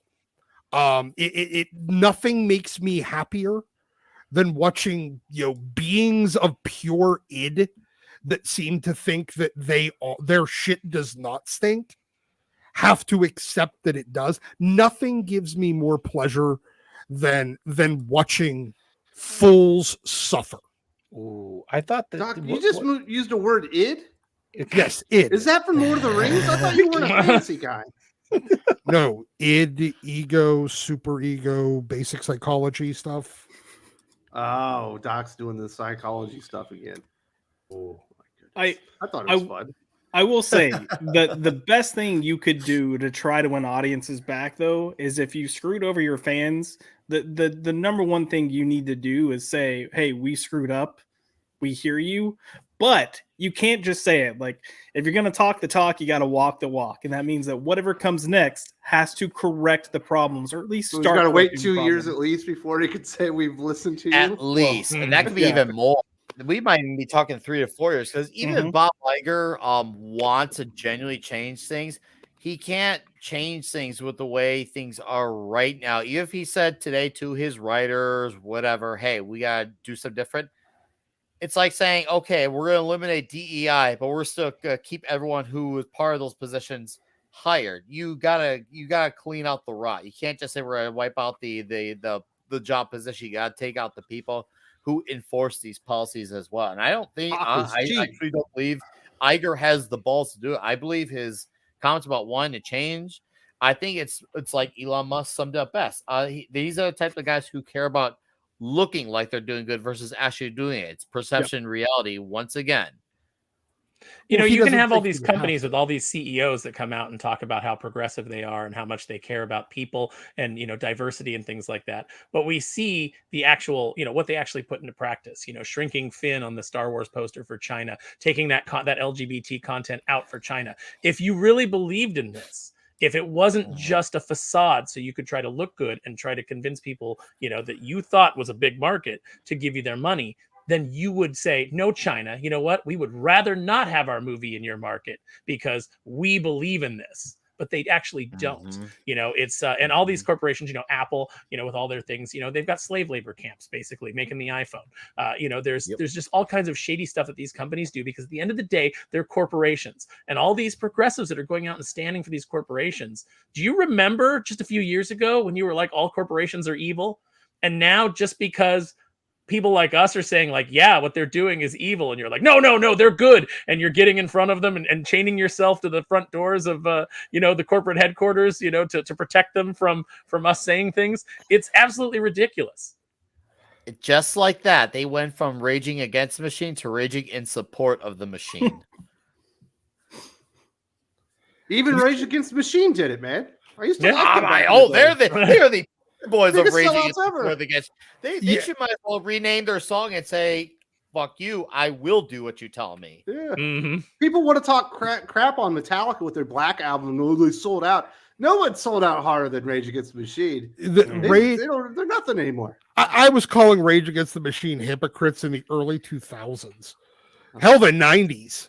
It was very obvious. The moment you wear a Che Guevara shirt, I mean, you know, you pretty much lost how do you promote communism using capitalism? I know we're going off the rails here, but it's true. You can't, if you promote communism, you got to commit to the bit. Even if I hate it, commit to the bit. They don't. Every single one of those weirdos they all think that they're going to be the ones in charge of the Politburo. That's what it comes down to. It's a bunch of people that think that they will be heroes of the revolution, that will be in charge of the Politburo. It's their way of getting power that they otherwise would not achieve. Fuck them. Bunch of RTM is just musical Bob Iger. That they're like all the corporations that they say that they're against. And no, Iger's just talking to look good. And no, and Elon Musk, for all his flaws, he is absolutely right about that. And you know what? At least I know I feel like at least with Elon Musk, I feel like there's at least more of a genuine things, because there's things that I'm like, okay, I like that. There's things I'm like, ooh, I don't know about that. Better than just being a guy who runs his entire life off a script where you either agree with everything or agree with nothing. I feel like Elon, there's actual balance to a cartoon character like Elon Musk. He's a real life. Well, it's almost like character. People are complex and can have, you know, good things and bad things about them, and that we should recognize that. And also, I think that Gary from Nerdrotic is right when he says that we should normalize CEOs telling each other to go F themselves, because the more that CEOs are at war with each other, the better product we get. Competition is great. You know, we will get better product if these CEOs are, you know, actively fighting amongst each other. And the last thing that you want is these people getting together and being on the same page, because then you're the one that's getting screwed. No, you're right though, Aaron. I remember back in the 90s when I would watch read old stuff from, I think it was Wizard magazine, and I'd read interviews and I'd see the creators talking shit about the art creators in their own company. It was Marvel DC. It was like they were saying it because they actually hate each other. It's just like, hey, no, my book is better. Read my book. Like that guy's book, his book sucks. And that's the fun part about it. And but ultimately the readers won off of that. Some readers took a little too little, like, oh, those guys hate each other. No, guys, they're just providing competition. They're guys, they're giving each other shit. They're just talking smack and having fun with it, rolling with the punches, because they want to say, hey, I'm the cream of the crop. I've got the best book out there. Not this guy. Oh yeah. Okay. That's all it is. No, but that was the beauty of that. It's not a show until Macho. It's not a show until Macho Man Randy Savage enters. Hogan. It's 2023. It's Macho Woman Randy Savage. Macho Man. I'm here to talk about my transition. You gotta be inclusive. I'd like to make a professional kind of allegory, I guess. I'm a professional chef, and my trade in my career revolves around hospitality.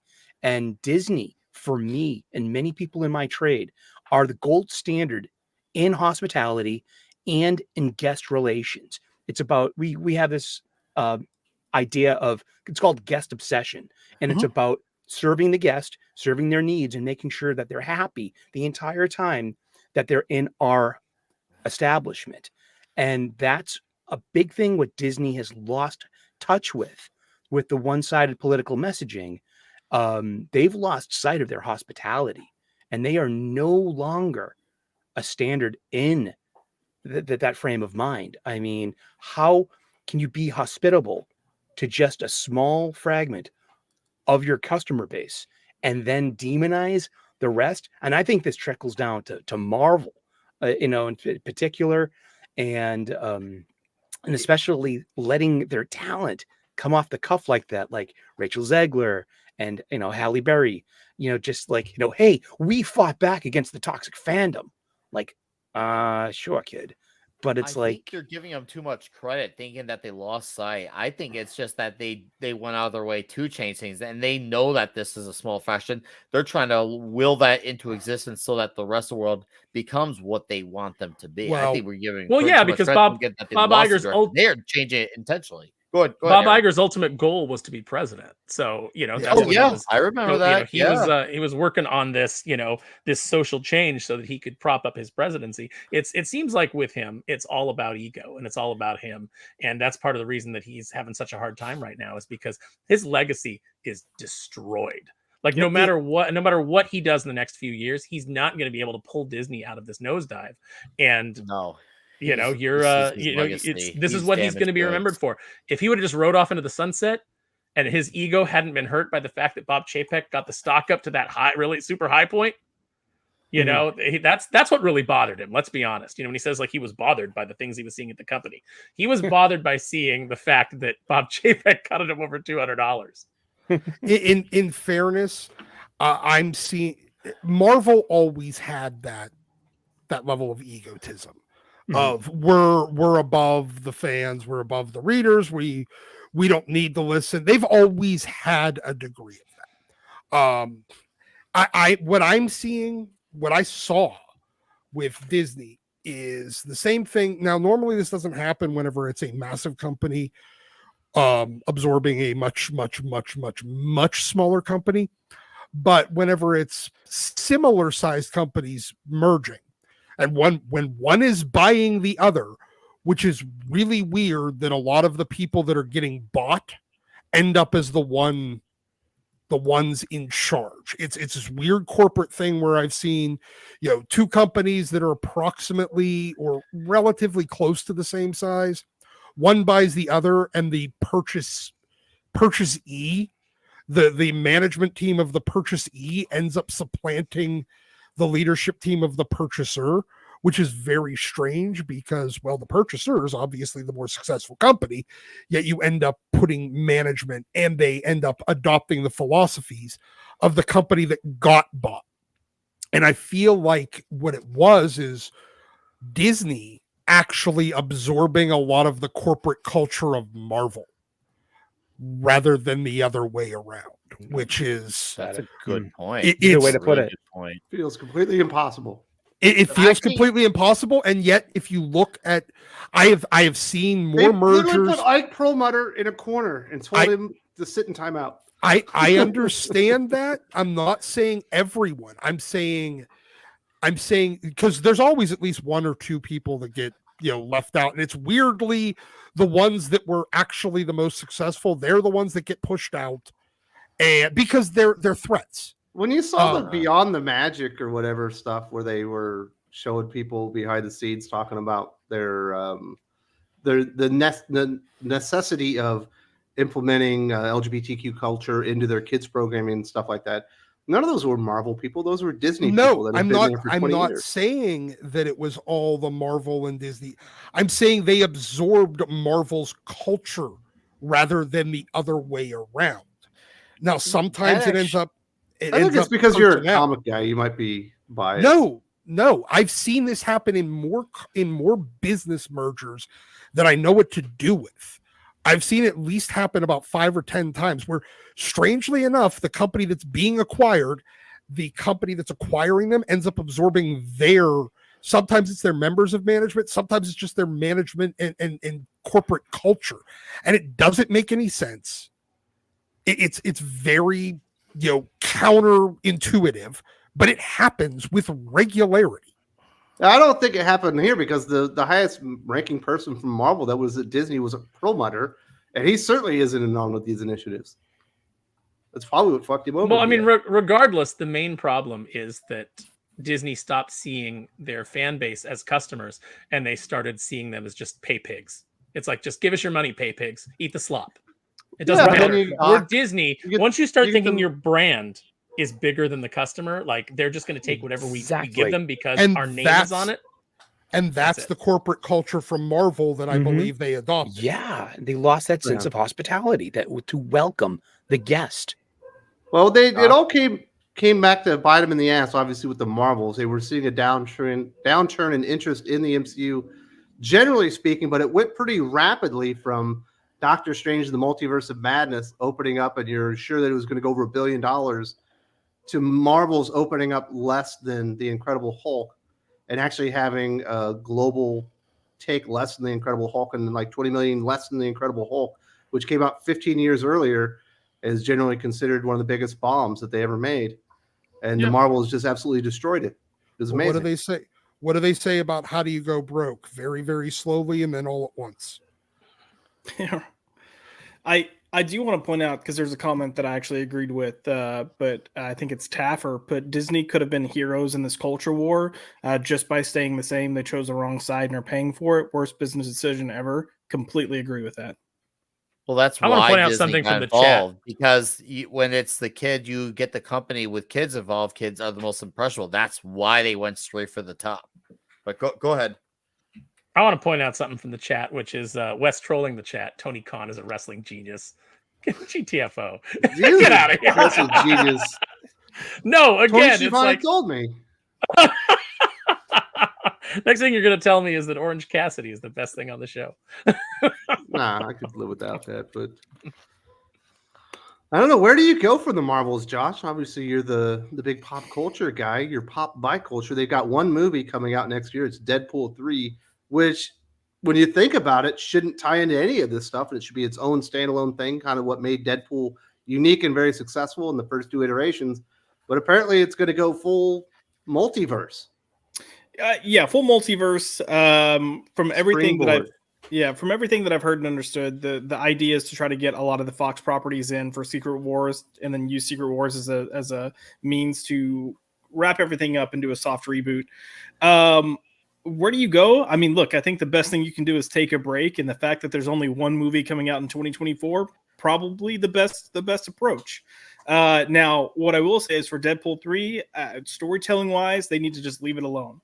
Let those writers, let that creative team go in there, let them do their thing, let them shit on Disney. It's probably one of the best things they can do, and Disney just needs to own that. Let them shit on some of the stupid stuff they've done. Let them shit on Fox. Let them continue this trend that they've had for 2 films, and then come back in 2025 and actually deliver good stories. If we can get that break. I think that's what we got to ask. Who is the creative team? It's the same guys that wrote the. Yeah. Okay. I didn't know. Yeah. But not Tim Miller. He did the first one. He did the second one. Yeah, he did the first one. But it's Ryan Reynolds and his team that did Deadpool 2 especially. And it feels weird that they're going to use that as the springboard into Secret Wars. I think so, but at the same time, I will say that a lot of the shit that they've been trying to do with this multiverse and with all these other films doesn't work for those films, and it's something that I could see working for Deadpool, because you can approach it with the type of like humor that is fitting for Deadpool that isn't necessarily fitting for other properties. Exactly. So I'm hoping for the best. I'm not going to hold my breath. But yeah, getting one movie within a year, taking a breather, and I think even in 2025, the first film's not supposed to land until spring. Like, you're getting a good year and a half, for the most part, break, except for that one film. Now, you can count the Disney Plus shows that come out in between here and then, but hopefully Agatha Harkness comes out in the meantime. I'm looking forward to Echo. Ooh. And Ironheart got moved to 2025 now, I think. Like, geez. But Yeah, here's the and it's thing. Yeah, done. it's on paper, it looks good that Deadpool 3 is coming out as the only MC movie 2024. But they're gonna make up for right back away in 2025 with 3 or 4 movies. So it's I think just it's supposed to be hey, 3. look, It's going to be we're cutting Captain back. America, We're cutting back. Thunderbolts, wait, and Blade. No, we're not. Right? Geez, yeah. Those so at least We 3 hope. You movies in hope. 2025. They hope. It's weird that they're gonna have a Captain America movie without Captain America. You know? It's really bizarre. I hate that they did that to Anthony Mackie's Falcon. Anthony Mackie Falcon's obviously cool. is very contagious, as is his performance as the Falcon. And Mhm. they demoted him, straight up demoted him as a character and as an actor to say, you're not good enough to be the Falcon. You had to take the guy who's White's position because he has a legacy. But the Falcon does it, even though he was one of the very first black characters in the Marvel universe. And they changed it Oy. for political messaging, like the Yes. You better, the- Senator. yeah, the Sam Wilson. Well, even worse than that is you got to stop calling them terrorists. It's like, Oh, did you guys not see him earlier when she blew up that building full of people and said this is the only language that people understand? Like, did you not see all the wicked shit that she did, all the terror that like she's trying to? I don't know if you know this, but trying to force political change through violence is the textbook definition of terrorist, and that's exactly what she was. Yeah, well, remember, we're in a world where they believe that the textbook definition of fascism is, being free. So sure. It's your Twitter Listen, opinion about comic books. I set that Wendy's on fire because I think it's fire. Okay, come on. You wanted to make sure that Redhead Roasters shit was legit. I don't know why I know the name of their coffee. That's I the don't name know of, either, but that's the name of Wendy's coffee bar. I've It's heard the they have Redhead- breakfast now. They do. It's not good. Oh. It was. They've done breakfast a few. Do they do times. breakfast chili? Because I bet that No. would be good. No. Oh, well, that's their mistake. They should do And- breakfast chili. Breakfast And baked I'm- potato? And I'm still disappointed that I no longer get a free chili when the Penguins score 7 goals. Fucking I you can still over. get That's free. I personal can still get attack. free tacos at Jack in the Box if the Lakers win and they hold their opponents under 111 points. Next time I come to Texas, I need to try Jack in the Box. Jack in the I Box keep holding tacos off are on it good, because but I love definitely give you Whataburger too cancer. much. Something wrong with them. they're onion. Yeah, I don't know what they're made of. They're made of substances that I can't define. They like deep fry their taco and then they shove a little lettuce in it. Yeah, That's kind of strange. but It a must piece be. of American cheese, be in there. You know what they have? They have bomb ass onion rings.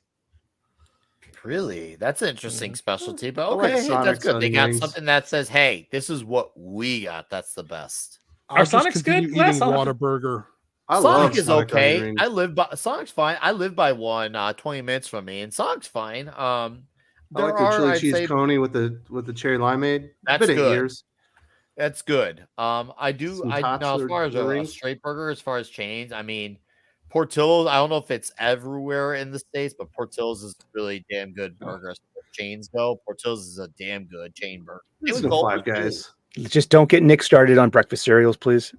He'll go for hours. About the only thing good. Not the only thing good the only thing left in California that's good is In-N-Out Burger. That's the only thing. They got Arby's, right? Yeah, they got Arby's, but why are you trying to rile up Perch? He's not here, man. I fucking love Arby's. You know what? man. You Big positively talk Montana, about beef and cheddar, the market fresh sandwiches where you get the chicken salad. That's so delicious. I don't know if they have. I don't know if they Grapes have in those it. anymore. They I still think do. they got rid of the do. market fresh. The Did market they? fresh Reuben Yeah. was actually good too. I They don't- actually made a Reuben you could get anywhere. I don't think they call it Ooh. Market Fresh anymore, but they still have them. And for the summer, they still bring out the chicken salad. Can The- we yeah, the talk chicken about how the biggest fall from grace for California food restaurants was Carl's Jr.? Like it went Yeah. from like pinnacle to just shit. Because Yeah. Hardee's destroyed their nobody goes corporate there culture, anymore. like Doc was talking about. Yeah. They went in there. Carl's Jr. acquired Hardee's, and the people at Hardee's destroyed their food. Yes. Now that's an example I can get behind, Doc. When I was a kid, they used to have the Famous Star, which is the very simple, like almost like McDonald's style burger, but it was so much better than McDonald's. Yep. Damn it, I'm I- eating a burger I after need this I stream. need me some Del Taco. Ooh, I didn't try Del Taco. I remember when I was in Arby's Vegas, ditched I the passed by potato Del cake? Taco. Yeah, Yeah. The deep fried hash brown with the weird shit in it. yeah. The It's, weird shit. It's so good. yeah, they just went to the curly fries like exclusively. I It's like bullshit. seasoned curlies. Let's not. I'm not But saying that they're I'm bad, with you, but, man. They had the cool sides. That was what made Arby's really good. You had like 3 or 4 different sides you get besides fries. yeah, because you needed fries since it wasn't meat. The jalapeno poppers with the Bronco berry sauce. Yeah, Perfect. exactly. Not I meat. tried That's White grade Castle A. for the first time while I was back in I'm Jersey sorry. for Legion's Con. I don't know what do you. Everybody who's like, oh, you got to get White Castle. What are you talking White about? Castle is drunk food. Were you drunk? Yeah. No, You I wasn't stoned? drunk or You. high. Okay. I It's actually like eating a asked that question on bulgogi Twitter. burger in Korea when you're sober. It doesn't know what? work that way. That burger be was shit-faced. soggier than a Mark Brooks cover. Yeah, Wow. you appreciated if you were so drunk that you couldn't chew right. Pop that down in and swallow it. Should I be I eating it off want the floor, some David rallies. Hasselhoff style? I want some rallies. Oh, Doc, when you come out, we'll go to rallies. Is that the other like miniature hamburger joint that's got the little chicken sandwiches? And No, stuff? no. It's one of the other like old style like Sonic, where it's like a drive-in, but not. You want to talk seasoned curly fries, Wes? Rallies. Well, we were all talking over What are you food from like fucking we're in a California? comic It's book. seasoned curlies. You don't call them curly fries. What is wrong with you? Well, they're seasoned and they're curly, so there you go. Seasoned curlies. That's what It's they're called. it's regional, man. You calling your It's like Coke soda and Pepsi. pop, and you know. Ugh. Man. I miss can't wait to get food in juicy America. It's been so long. Yes. I got another may get year and a juicy half. this one. Year and a half? Vacation or what's your deal? Yeah, so I'll be there in June of 2025 in Dallas, Texas for Fan Expo. Oh, I'll be Just there. to play. Sweet. Yeah. I'm gonna go. Planning on being there. We're not gonna All right. see we're not gonna see Wes much though, because he's gonna get all this American fast food, and every 5 minutes he's gonna be running to the Napping. shitter. Just like you see Wes sprinting, you know why. You guys act like Taco Bell can do something to me, man. I've been living in the Philippines for 6 years. Yeah, ghost Yeah. peppers and Get outta garlic, here with dude. that shit. Yeah, see, the Philippines still has real, actual food, not food flavored product. How many years have you lived here, Doc? My point is that we're using food flavored product that your body is not equipped to process. Man, I would Because be able no to hammer human- a 10-pack of tacos from Taco Bell right now, no problem. In Because- America, And I when would- you go to the and I market, would finish it off with a dessert of a gordita crunch. You know what I mean? I- food in Still food in take America extra says TM after it. Like Yes. it's food TM. You know, it's a weird thing. Like, if you go to McDonald's, your small soda is like 16 ounces. If you go here, like your large soda is 12. Like, Good. they still have a drink that's this big for kids. And so That's I'm good. used to not Like it's a drinking a thimble. 32-ounce drink with my dinner now. It's weird. I can Down have a in America, thing of it's Coke like- this big, and I feel like it's a lot. In America, it's like here's your 64-gallon grotesque Yes. gulp. Yes. And Like, yes, I would like the 673% Happy of Meal, your and it daily comes with sugar. a 16-ouncer for the kid. yeah. Do you See? possibly That's need great. this much Mountain Dew? This Yes. fast food debate is more exciting than the Marvels movie. exactly. By a lot. This happens every time we try to talk about the Marvels. It's like we just and- go off into something else. And I'm betting that it's already made Wes more money in super chats Yeah. than Than the than, Marvels. than Brie the Larson? Marvels made profit for Disney. I forgot about Raising Cane's. That's the place I used to go to in San Antonio. That place Oh, they is just good. Raising opened- Cane's right by me. down They the just street. Hell opened yeah. one Oh no, like- they're gonna like ruin it. 3 miles from me. I have They got not good been chicken there yet. strips. They got really big chicken strips with the really Yeah. good cane sauce. Oh, I had, chicken I strips love are Raising that Cane's. sauce. I had Raising Cane's when I got back from LA Comic Con. Sunday night was like, let's hit the Raising Cane's. I love when this Ooh. turns into fast food aficionados. Oh, Is Raising Cane's better than Chick-fil-A? That's the big question. Yeah, I was gonna Oh, say, do we Chick-fil-A think, spicy sandwich. Oh, do we to think I die just that like Brie the regular Larson's Chick-fil-A with smugness- the pickles on it. do the we think number that Brie one? Larson's smugness killed the movie? Who cares? Talk about Chick-fil-A. Chick-fil-A's good, man. Dude, Keep it Chick-fil-A's alive. good. Brie love- Larson bad. I- Come on. I get a chicken sandwich. I get 3 of them there, and I eat them all. And I want to order fries with a large shake, and I'm like, I'm happy. Do you share them with the kids? Oh, that's just my meal. I get them their own full meals too. Oh, I do. I can put away food. Trust me. When I was The 16, Babylon I Bee did had a McDonald's for 56 straight days, so I can handle it.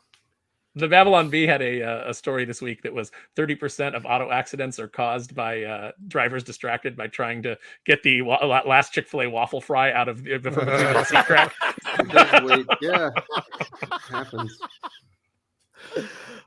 Chick-fil-A did have a good breakfast. You could get the chicken biscuit thing.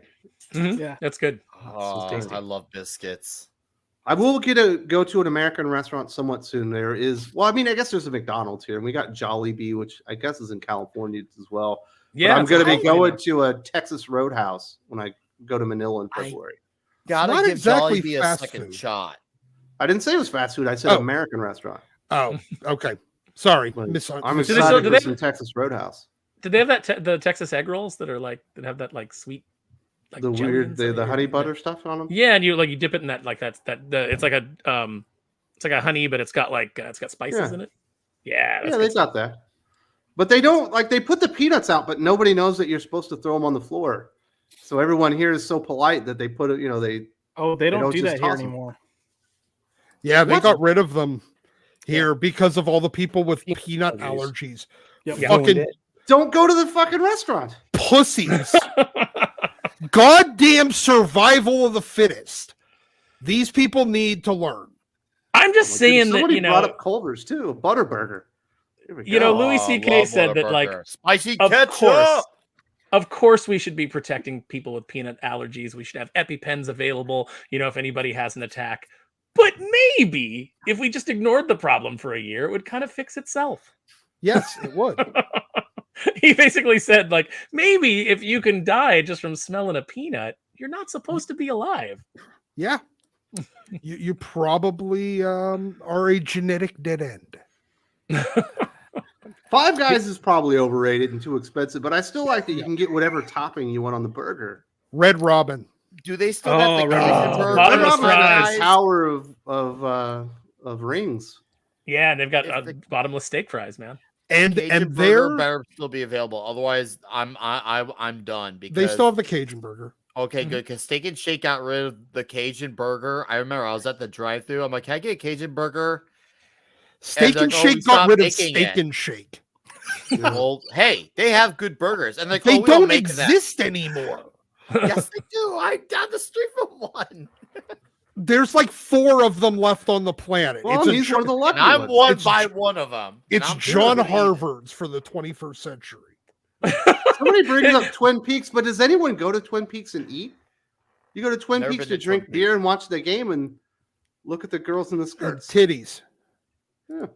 Is the tilted kilt still a thing? Yes. Do restaurants still exist? They got rid of the one by me. They turned it into a Moretti's. If you know what a Moretti's is, they turned it into a Moretti's, which is it's one of those clubs. It's supposed to be like a dance club / restaurant. But oddly, of all the things, they have good pizza. You wouldn't expect it, but Moretti's has killer pizza. So it's adult Chuck E. Cheese. AL says no. apple pie from McDonald's used to be deep fried, but now they're baked. Yep. Not in the Philippines. That shit's still deep fried here, and it's still amazing. It's still hot too. It's so good. So if you go to hold up, Doc. If you go to Jollibee, they don't have the apple pie. You can get a mango and peach pie that's deep fried. I'd still eat that. I'm down. Yeah. The McDonald's one always said joy. Remember, it always used to say on there, right on the package, "Warning: filling is hot," when it should have said "Warning: filled with lava." It was so good. It's so much better deep fried, though. Yeah. Oh, totally. Well, what isn't? That's the problem. That's why everybody's unhealthy, is because everything's better deep fried. They use deep fried bacon at the chow hall, and deep fried bacon is not as good as bacon on a flat surface, like a flat top. Yeah, it's because Speaking it of gets which, too soggy. Sully, that bacon that you had this morning, was that genuine cancel pig bacon? Yes, it was. It was extra tasty because it was made out of Donny Cates, sizzling. and I got a contact high out of it. They have a Popeyes in the Philippines, but I've never seen it. But I know that it exists because people have told me that they got the chicken sandwich there. It's got to be the spicy, man. Yep, spicy chicken I sandwich. just like the 2-piece spicy with red beans and rice and a biscuit. Man, that's what That's good too, but man, there's something about that That's- sandwich. I don't know. Yeah, that sandwich is Aaron bomb. is pretty. No, you're right. That spicy chicken sandwich. And now do I get 2 of them? But when I get 2 of them, I had them add extra spicy sauce on top of the other spicy sauce. Do you put them together and make one big sandwich? I've done that actually. I once took a. You use I've done the that. sauce as a binding agent to make it into one big sandwich. I took 3 Wendy's triple burgers and I made it into a 9-patty burger, and it was amazing. You lived Like, to tell the tale. I did. Hey, there's a The joint. Wendy's triple decker with the triple quarter pounder is pretty rad. Like that's rough. It is. It's good though. There's a joint. There's a hot dog joint near me that I'll go to periodically. A&W root beer? No, Oh. it's a local joint. They have over 1,000 different beers to choose from too. So basically, literally everything. But they have a 3-cheese bacon wrap deep fried chili dog that is Oh. fucking awesome. Is it called the That's heart? the heart attack I've ever had. It comes with Gosh. a waiver. And it comes with beer battered fries. Timothy Markin says critics complain about comic book writers' obsession with food, and that's all we're talking about here now. You Would guys you are rather- posers, and Timothy's got a point. But you know what? We're not putting it in our work. That's the thing. Does You guys anyone- remember the- Exactly, it's kind of my work. Do you guys It remember is the kind of KFC? Wes's. Yeah, that's true. Do you guys remember the KFC Double Down? Oh yeah, with the I two love the the two double breasts of down. the patty or the Yeah. bread. Yeah. remember If you the if you famous ordered bowl? 2 of those, The if you most ordered 2 of American those, thing ever invented. yeah. And if you ordered 2 of them, it should have been called the quadruple bypass because that's You what want to we're have a called. real Oh. heart attack? If you remember the famous bowl, I ordered a bucket-sized version of the famous bowl. Yeah, that was legendary. Man, you should I start like your this own Nick Man guy. versus Food podcast. I like the cut of your Oh, jib, dude. Nick. Matt Stoney Jesus, already bro. has me beat. If you don't know who Matt Stoney is, look into Matt Stoney. He's like the king of eating. That dude, I trust me when I say I people think Matt Stoney's got me beat by a landslide. It ain't even close. I would love to continue talking about very unhealthy foods and all the stuff that I miss in the States. But we are going to have to wrap this bad boy up by talking about some comic book recommendations. Nick, I do want to say thank you very much for joining us. You will see Nick here on the Comics Aficionados more often, and we will be doing our reviews of Planetary and Miller World over on the Patreon on the $5 Pass the Helmet tier.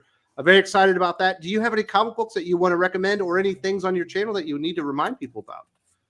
Yeah, absolutely. First thing, I read this week's Transformers #3. It was basically the amazing action of issue 1 with the exposition of issue 2 put into a delicious bacon sandwich, and gave birth to issue 3. Would recommend that comic.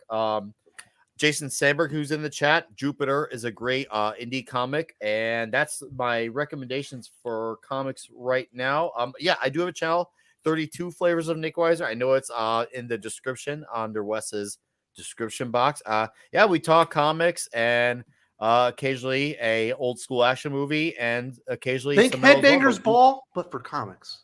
Oh yeah, dude. Well, there's actually metal and comics have quite a bit of correlations, and I think Murder Falcon was the thing that kind of encapsulated it all. But just to bring it back, we do a comic show on Friday night where we drink booze and talk comics, and sometimes it can be a review show, so it can be sometimes promoting a creator.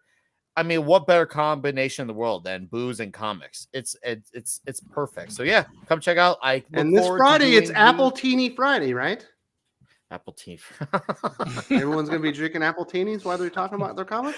Oh, dude, I can't wait to it. Yeah. Well, I gotta hide my Apple Teens, my Bud Light, so it makes it look like I'm drinking a whiskey. So I'm hiding all my Bud Lights. But yeah, come check that out. It's Friday nights, 8:30 Central.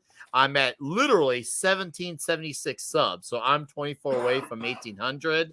So a good old American number. Come check it out. Hang out. Thanks for having me, Wes, and a good pleasure to meet the panelists and the Comics Aficionados chat. I can't wait to be back again soon. Thanks for having me. Absolutely. We've also got Eric O'Sullivan, who went to the dark side a little bit in this episode, but it wasn't for very long. And you've been enjoying a lot of stuff. What are you recommending this week? I got 4 funny books this week from my local comic book shop. Here, the ubiquitous brown paper flat bag that we get with our purchases. What's inside?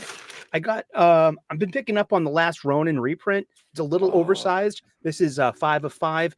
This was great. I'm a huge original Mirage TMNT fan, and this really scratched that itch.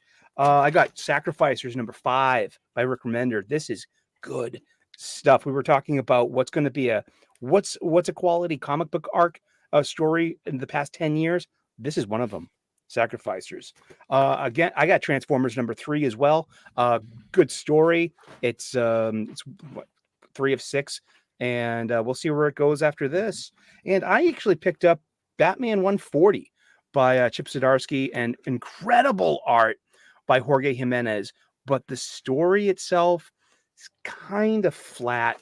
Yeah, I mean, I'm not having buyer's remorse, but also I got this wonderful package from Iconic Comics, from the man himself who's in the chat today, from Mr. Eric Canetti. I got Arc Athena, 4 of 6. It's hard-covered. This thing's beautiful. I mean, this is a great story, great art, and it's a great guy. So he's in the chat. Say hi to him. And thank you, Eric, for this really good comics experience. And thank you so much for having me on. Yeah, I'm like, my channel, I'm 50 away from hitting 1,300. So come on by. We do a comic book show twice a week now. I had to dial back the daily content. My work life is clobbering me. And so I do a Wednesday new release menu show, and then I do new reviews, new release reviews on Sundays. And I've been doing a live stream now too. I did a live stream last week. So if you tune in tomorrow at 3 p.m., I'm having a live stream tomorrow. So yeah, join us, please. Thank you very much, Wes. Cheers. Very nice. And I've got a guy revving an engine over here, so I'm going to try and make this quick. Josh, are you reading comic books now? You got anything to recommend? Yeah, I mean, I'm going to echo the sentiments of Transformers and Sacrificers. Both are really good books. Unfortunately, the other 3 books that I've read this week are Fire and Ice, Century, and Thunderbolts, which I do not recommend, but I read them thinking I was going to have a Fire and Ice conversation. from Dynamite? No. Fire and Ice from DC.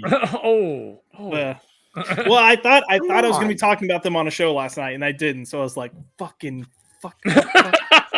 brunch? Come on. Oh God, it's awful, man.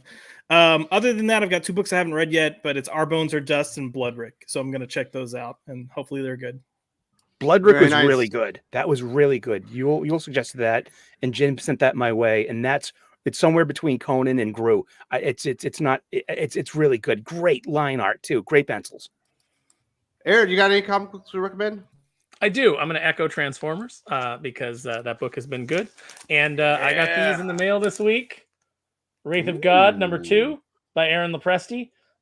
There's a Kit Carter backup in here, and he is currently funding a Kit Carter book right now, and that ends Sunday. So if you love Aaron, if you love the stuff that he does, if you love attractive women in space, I'm sure he ripped it off from Mags Visaggio.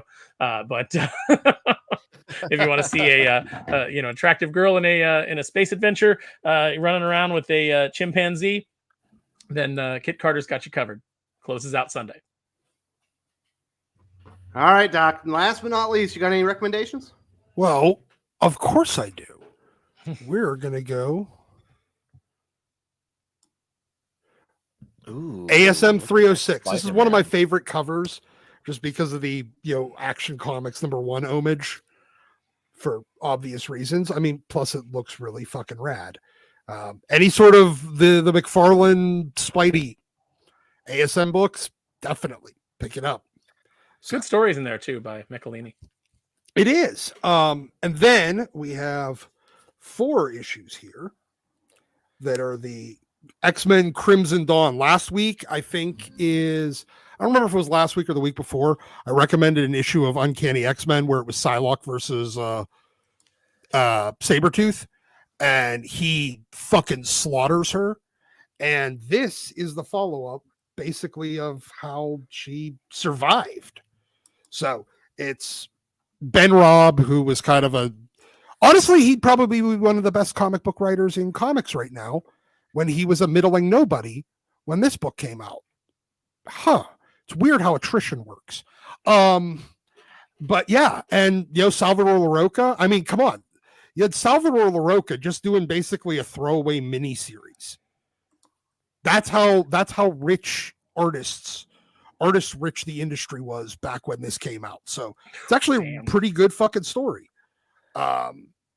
And then we're gonna go with some Mark Miller, the finale from whenever he was on, his second run of Wolverine, the Old Man Logan arc. This is the, one of the variants for giant-sized Old Man Logan Wolverine. It's this is the finale of it, and then finally we're gonna go with something a little old. Ooh. X-Men number 8. Ooh, yes. Nice. First appearance of Eunice the Untouchable Man, and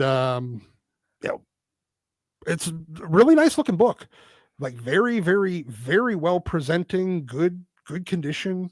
Try to find yourself.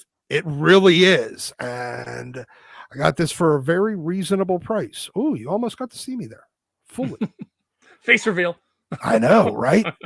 All right. So that is everything that I have. So, of course, nothing from this, century. But yeah, well, no, I guess that Old Man Logan was. Crimson Dawn. I actually got the issue of X-Men you're talking about with Sabretooth just wrecking Psylocke.